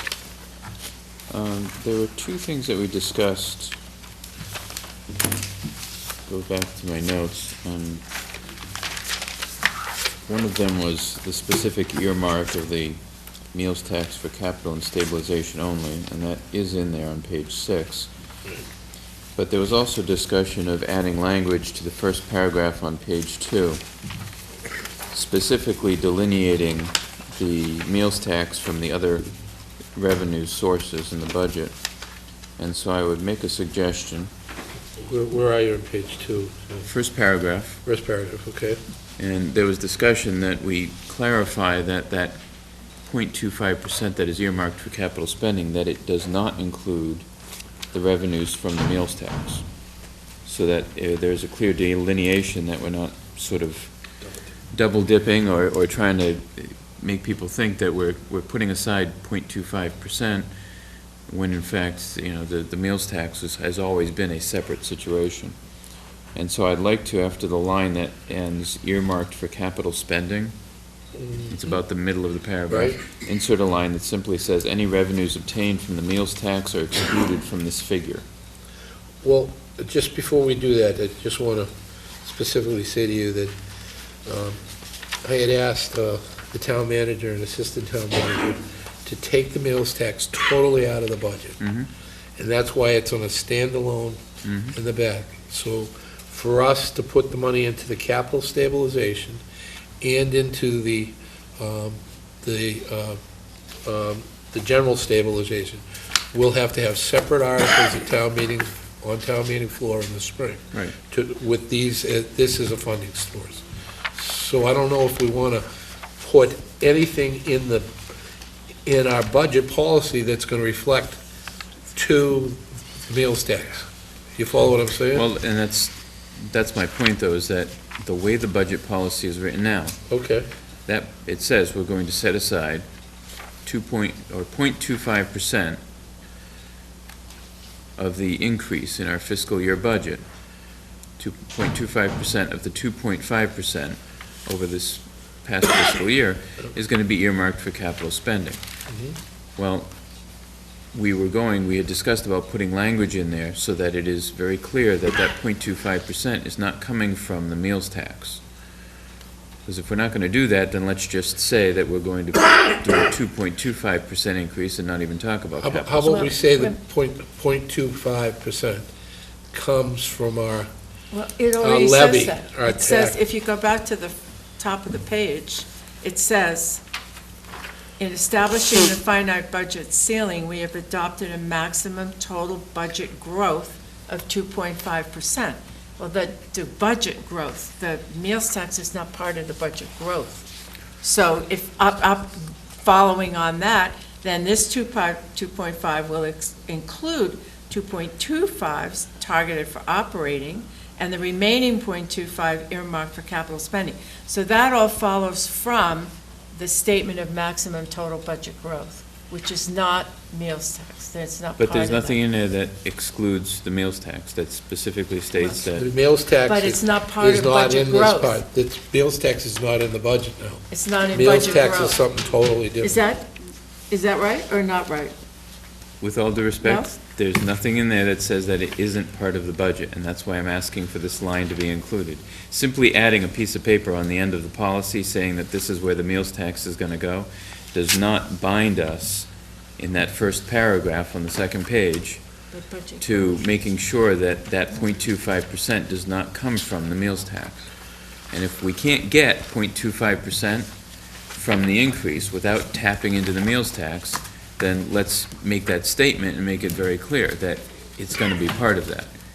But what I don't want, because right now, the impression is, without some clarity here, is that you could interpret it one of two ways. That 0.25% of our increase is going to be used for capital. But there's nothing that says that that 0.25% is going to come from meals tax or come from everything but the meals tax. There's no distinction made. How about we make some kind of line in here that says in fact that the meals tax is a standalone funding source, period. Which is all I'm asking Okay, for this line. After earmarked for capital spending, any revenues obtained from the meals tax are excluded from this figure. And all that means is that that 0.25% that we've earmarked for capital spending is independent of whatever funds come from the meals tax. How about we say are excluded from the budget? You could, Heather has a way, I think. No, I don't have a way.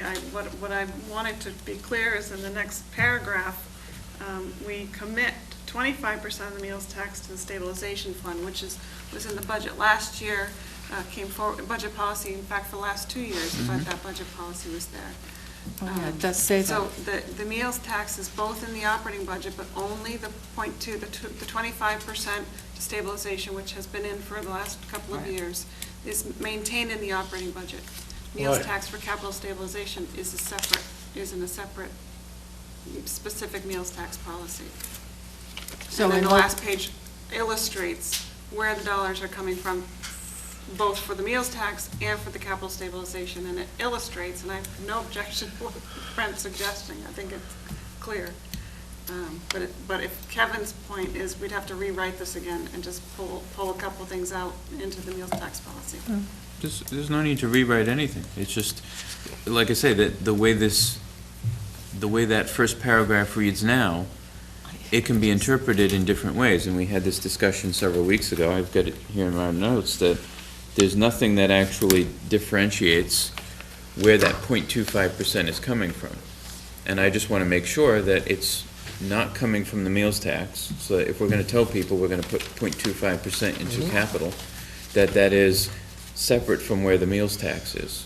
Okay, I don't have a problem with that, but I do have a problem putting any of the meals tax money, whether it's the 25% of the stabilization fund or 25, anything else, into the budget, that it should be separate funding source, period. Right. And Which is now what that- this line. I know, but now that I read down, it kind of says the town shall commit 25% estimated meals tax revenue to the stabilization fund. That comes under local estimated receipts. So But is that in the budget? just as a practical reality, in order to do that, next year's budget will, say we put 250,000 in the stabilization fund this year, it will be something significantly less than that. And then you'll have an article at the end of, after the budget's done, another article to raise that money and contribute it to the stabilization fund. So the budget itself will have less. It's kind of, Right, I it's a understand that. complicated, I understand that, but it's Unusual. a chess game. I mean, it should never have been included in the budget, my idea.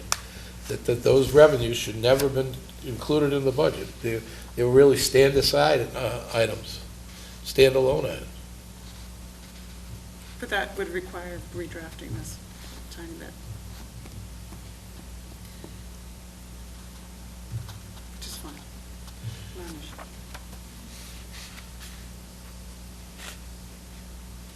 Well, I hadn't thought about that line. I had only thought about the line for the first paragraph. I know you wanted to get this approved tonight, so. Well, we've already approved it in principle, and we were going to have the final copy for this evening, but I have no objection if we need to go back and wordsmith it a little bit more to satisfy everyone.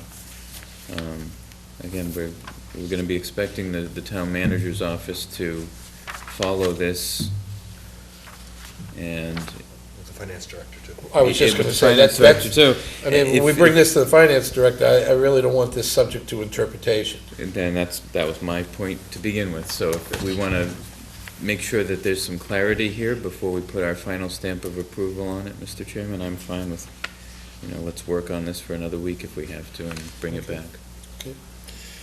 All right. So we just won't take any action on this. Yeah, I understand. Okay. Approved minutes of October the 22nd.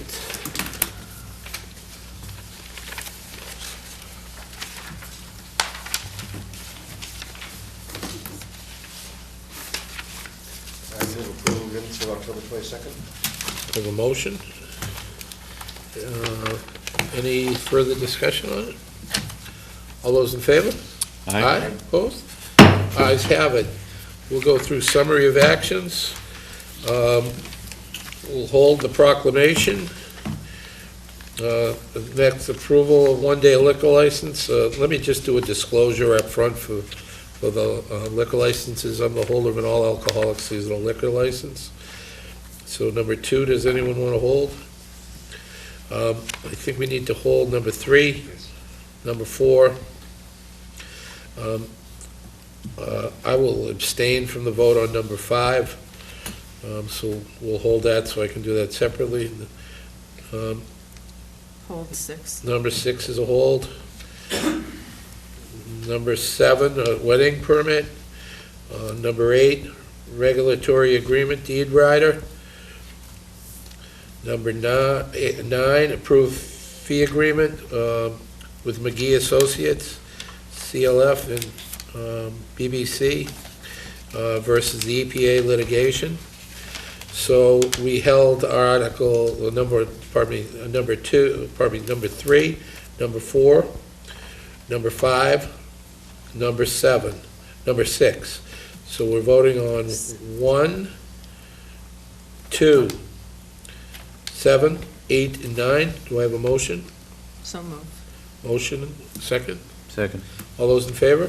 Aye. Opposed? The ayes have it. First one we held was a request for a agricultural liquor license. There was one letter from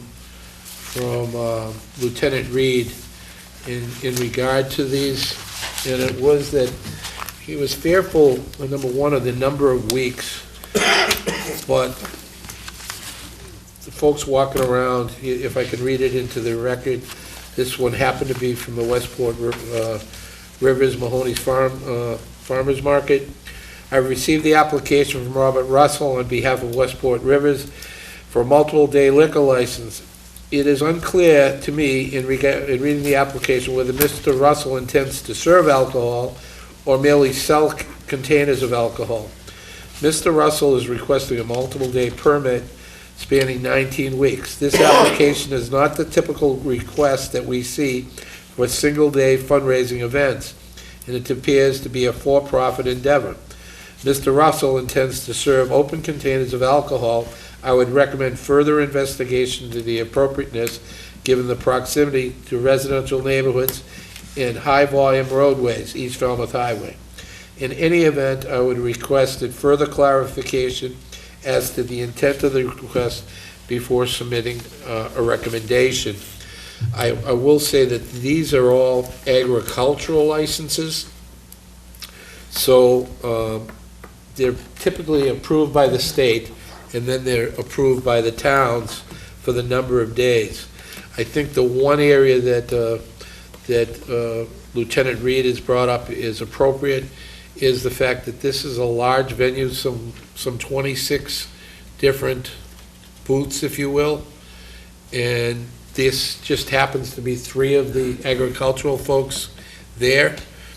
I don't think we want people walking around with a sample, walking around the entire event. They aren't allowed to by the license. They have to drink it right at the booth, according to the, I asked Diana about that today, Okay. and she looked at the license because it said maybe less than 1 ounce and up to 5 ounces, but the license says that you can taste up to 5 ounces in one day, but you have to be at the booth. You can't walk around with it. Well, it says it on the license, and I think that's where we would want to make the clarification. The above-named profit and non-profit organization is hereby granted a special license for the sale of wine and malt beverages only to be drunk on the premises. Oh, that's the Garden Club. I'm sorry, that's the one we already, all right.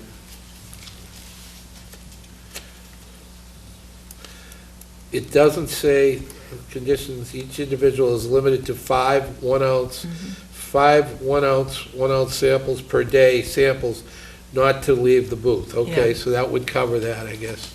And the only thing they didn't do is provide their agricultural permit.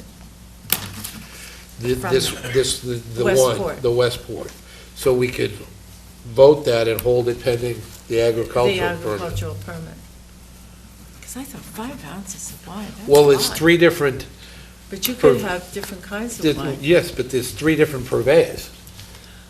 So you could get 15 ounces of wine. That's true, you could. I mean, they've done this in the past, but I, Well, but the ABCC has defined what they can do. right, I realize that.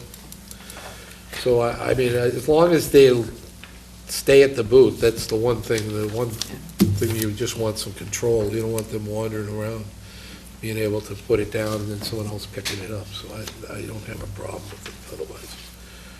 So do I have a motion I have a motion to approve pending the copy Westport of Rivers pending a copy of their agricultural license? license. Second. Motion and a second. Any further discussion? All those in favor? Aye. Opposed? Ayes have it. The next one up is approved request for agricultural license, Coastal Vineyards at Mahoney's. They do have their agricultural license attached. I move approval. Second. Motion and a second. Any further discussion? All those in favor? Aye. Opposed? Ayes have it. Next up in, well, this is a request for extension of the seasonal all-alcoholic license at the landfall, January 2nd to January 2nd, 2013. Because I am a holder of an all-alcoholic seasonal liquor license, I will abstain from because of the close proximity of this license to mine. I will abstain from the vote on this particular license. So, Mr. Vice Chairman, if you can just do that. Are you recusing yourself? Yes, or I am accept- recusing okay. myself. I move approval of the landfall to extend their seasonal license to January 2nd, 2013. Second? Okay, we have a motion and a second. Any discussion on the motion? All those in favor? Aye. Motion carries.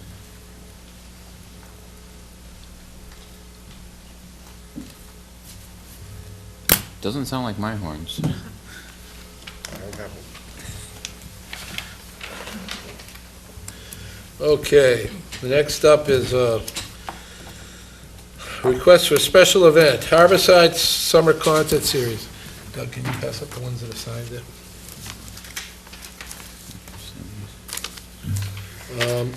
This, Pat, you held this? Well, yeah, because a couple of things. One is that this is a concert that's going to take place from, 4 p.m.? And there was a question about why they had to set up at 6 a.m. Why it would take 10 hours to set up. I don't know. That's one question. The other question is they want to be able to charge admission. And we only charge them, what is it, $100 to use the band shell. And all of the whole area for the whole day, from 6 a.m. to 11 p.m. And there's a question about charging admission. So, There is a letter from the applicant. This year, we're hoping to try a few different things. First, One Drop Productions would like to ask for permission to charge an entrance fee. At the band shell, we feel like we would be able to produce a better attended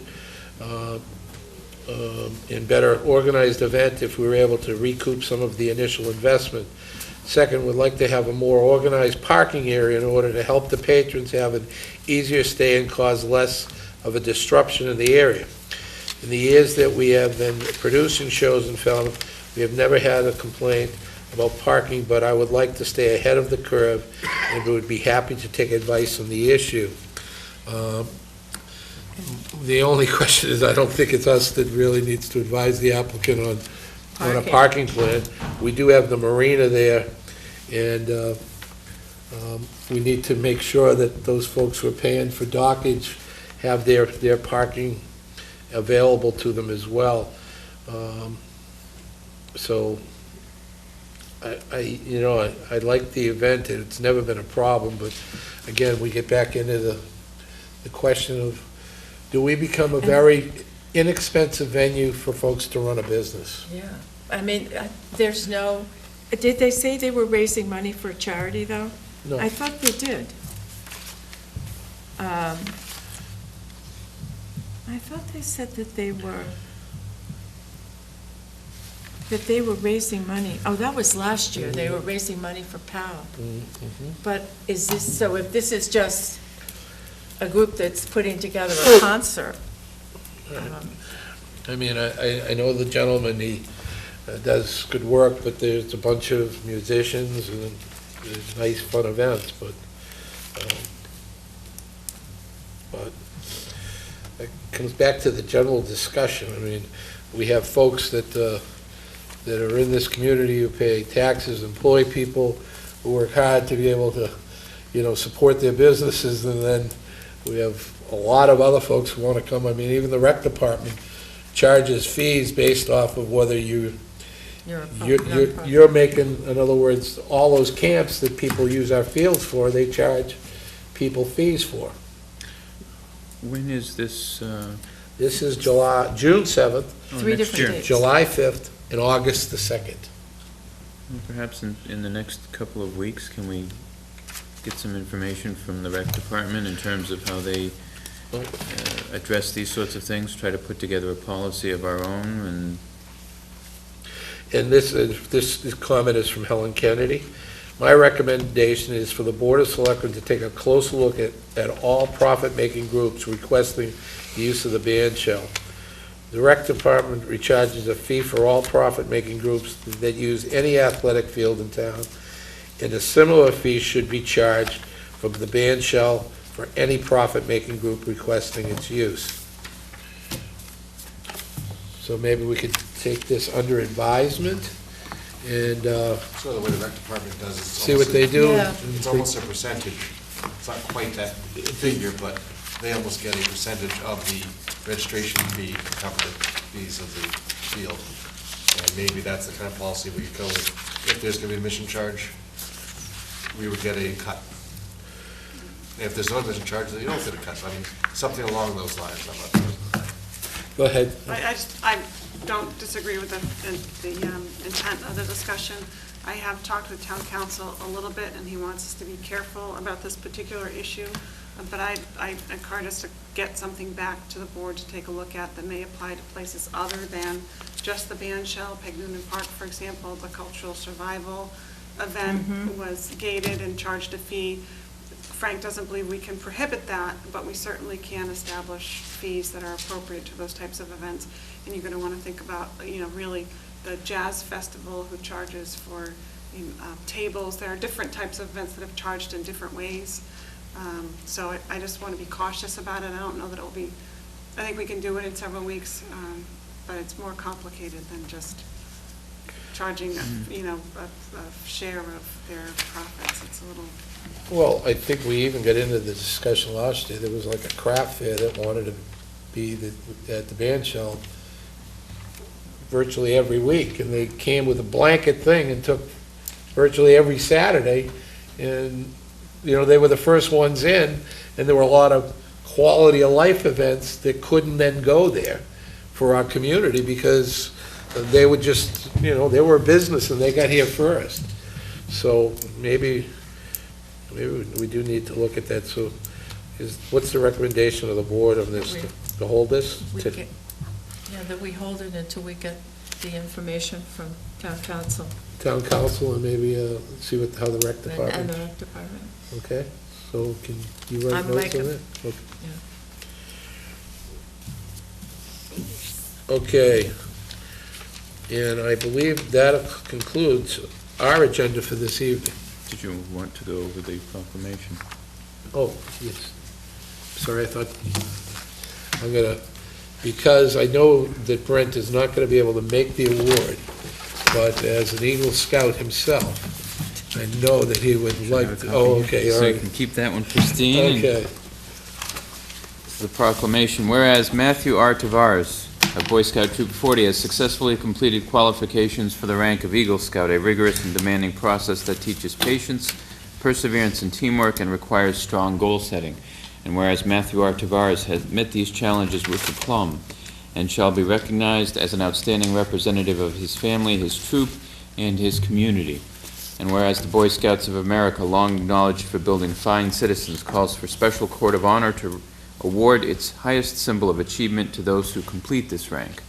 And whereas Matthew R. Tavares is now an Eagle Scout with all its rank and privilege, now therefore we, Kevin Murphy, Brent Putnam, Mary Pat Flynn, David Braga, and Doug Jones, as selectmen of the town of Falmouth, do hereby declare and proclaim Saturday, December 8, 2012, as Matthew R. Tavares Day. Very good job, so moved.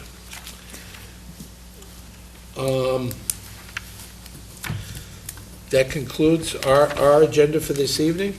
We have the town manager's report. Thank you, Mr. Chairman. Just a couple items. Our assessment of the Hurricane Sandy damage to roadway, bulkhead, and related infrastructure continues. As of Friday morning, as the board has seen, NSTAR indicated that 5 customers in Falmouth had power that was still not fully restored. I know some of the adjustments are still continuing for damage which has been somewhat specialized. We do know that crews continue to work this, of course. Also on Friday afternoon, we did conduct a successful manual opening of the Eel Pond Bridge.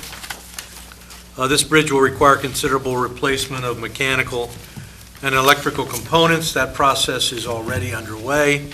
Finally, we're exploring some enhancements which might possibly prevent similar damage in a future storm to that Eel Pond Bridge. I also want to thank all town public safety personnel for their extraordinary efforts during this local storm emergency. I want to thank the public for their support and patience as we move through storm preparations to the storm event itself, and finally, the process we're involved in now, storm remediation.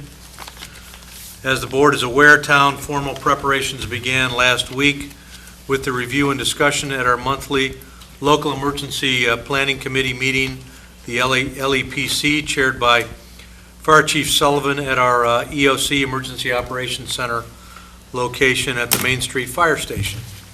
Throughout the storm, our colleagues worked diligently to minimize damage and inconvenience to the public as a result of this historic storm. This included working closely with NSTAR representatives in clearing roads of downed trees and related debris so that NSTAR could expeditiously locate sites experiencing power interruptions within the town. Police, fire, and rescue personnel worked hand in hand with DPW staff during this emergency. Our EOC was fully operational overnight from Monday through the passage of the storm event early on Tuesday. With the excellent cooperation of the schools, the Falmouth Community Shelter functioned very well, providing an overnight safe haven for 8 persons at the high school. As the board is aware, Town Hall and town administrative offices continued to be open and operational as per usual operating hours in full service to our residents during this entire storm event. There are, of course, no non-essential employees, meaning there are none during such a public emergency. We all work together in support of the public. I thank my fellow employees for stepping up. Members of the board, we will, of course, be evaluating our emergency response protocols to assist with process improvement in the town's consolidated response to future emergencies on behalf of our residents. And that concludes my report, Mr. Chairman. Thank you. Before I open it up to the board, I'd like to commend you, Mr. Suso, for keeping Town Hall open during that period of time. I know that it's reassuring to folks to be able to reach out to somebody. I do realize that, everyone would like to be able to go hunker down, but that's not always the case. In government, sometimes we need to step forward to be able to assist the public, and I commend you for that action. In the past, that has not always been the case, and I think the public was reassured and was happy to be able to have a voice at the other end of the phone, because not always does your electrical power work, not always does your internet work, where you can get the information through the electronic medium, but most people have a cell phone where they still can reach out and find answers. So I'd like to thank you for that. I personally think that was a great step. Okay, selectmen reports, anything else? I'd just like to remind folks that tomorrow is Election Day, and it's very important for everybody to exercise their right to vote. If you want to complain about something, make sure you vote, because if you don't vote, you really have nothing to complain about, one way or the other. Be part of the process, because it surely sends a signal to every elected official, your thoughts as we move forward. Go ahead. I just have a very brief report. I attended the 3-hour presentation today from Inter-Isle Corporation. They were hired by the Cape Cod Economic Development Council to meet with all of the IT people in the towns and all the town managers in the towns to see what, and the schools and the libraries and the police departments and the fire departments, to see what all of the towns in the Cape are using in the way of hardware, software applications. And the amazing thing is there are 211 different applications that are being used by towns on the Cape, which is pretty amazing. The what they really talked about how the policy regimes related to, let's say, the difference between the town, the school, and a police department or a fire department, the various policies such as FBI policies, DPW SCADA systems, tax software, the auditing software, the CJIS, the Criminal Justice Information System, all of that requires different sets of policies. But in the end, they said that the biggest problems and the biggest cost factors that towns have right now is paper, is that everything is on paper, and digitizing the paper to put it into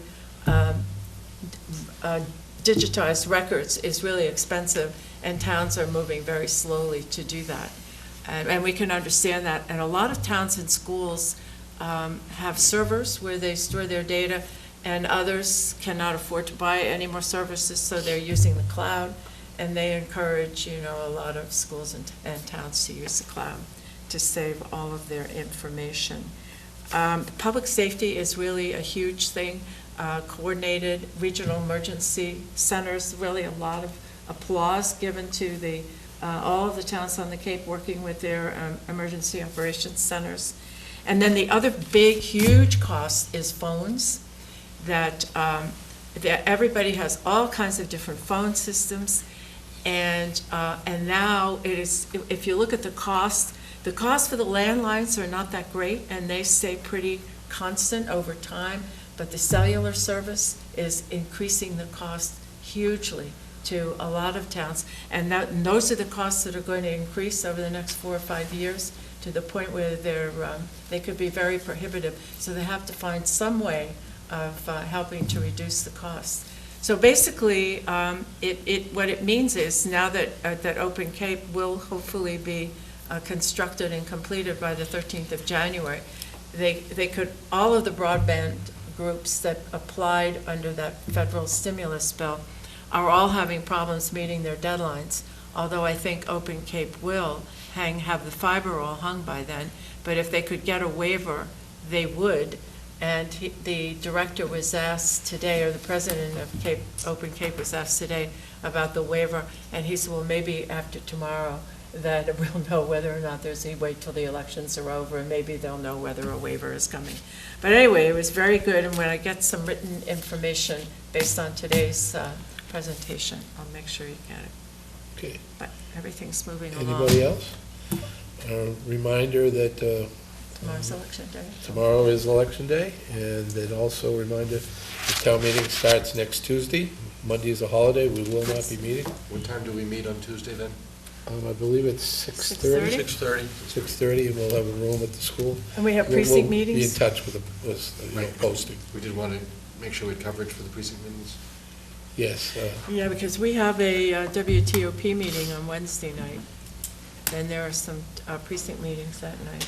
I thought we already went through I know I have covering 5 I and know, 6. but we 9 didn't on know we had Thursday. we didn't know. Is there anything on Wednesday? Yes, the Yes. CBI, No. Oh, I'm talking yes. precinct Yes, there are meetings. precinct Four meetings precinct Wednesday night meetings and that Thursday night. There's 9's Thursday, right? And you have that, Brent? Yes, I have 5 and that. 6 is Wednesday, Thursday. I may have an obligation. I may not be able to go to any precinct meetings, so.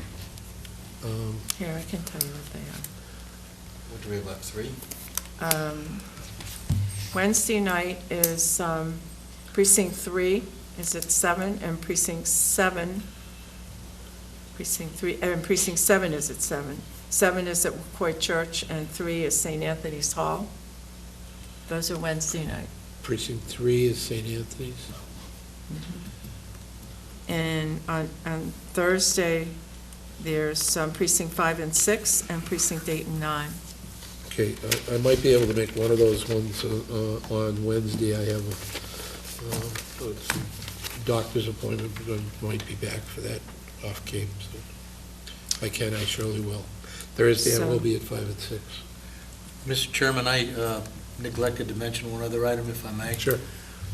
Just as a reminder, Sunday is Veterans Day, November 11th, and the town will have its normal 11 a.m. Veterans Day observance scheduled for November 11th, as always. So we remember 11th day, 11th month, 11th hour.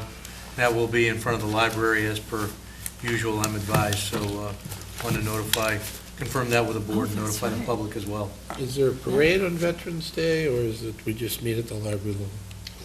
Sometimes there's a parade, it depends. I think that. There usually is. I don't know whether that's just Memorial Day.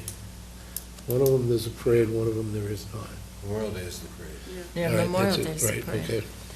Then, now precinct 1 and 2, they've already met, right? Any observations? No? All this discussion was about Article 3 and Article 35. Article 35 was? The, moving the football field. Oh. Really?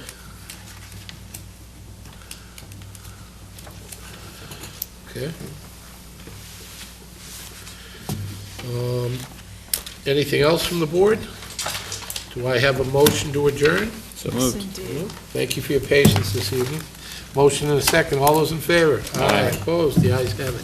Thank you. Thank you.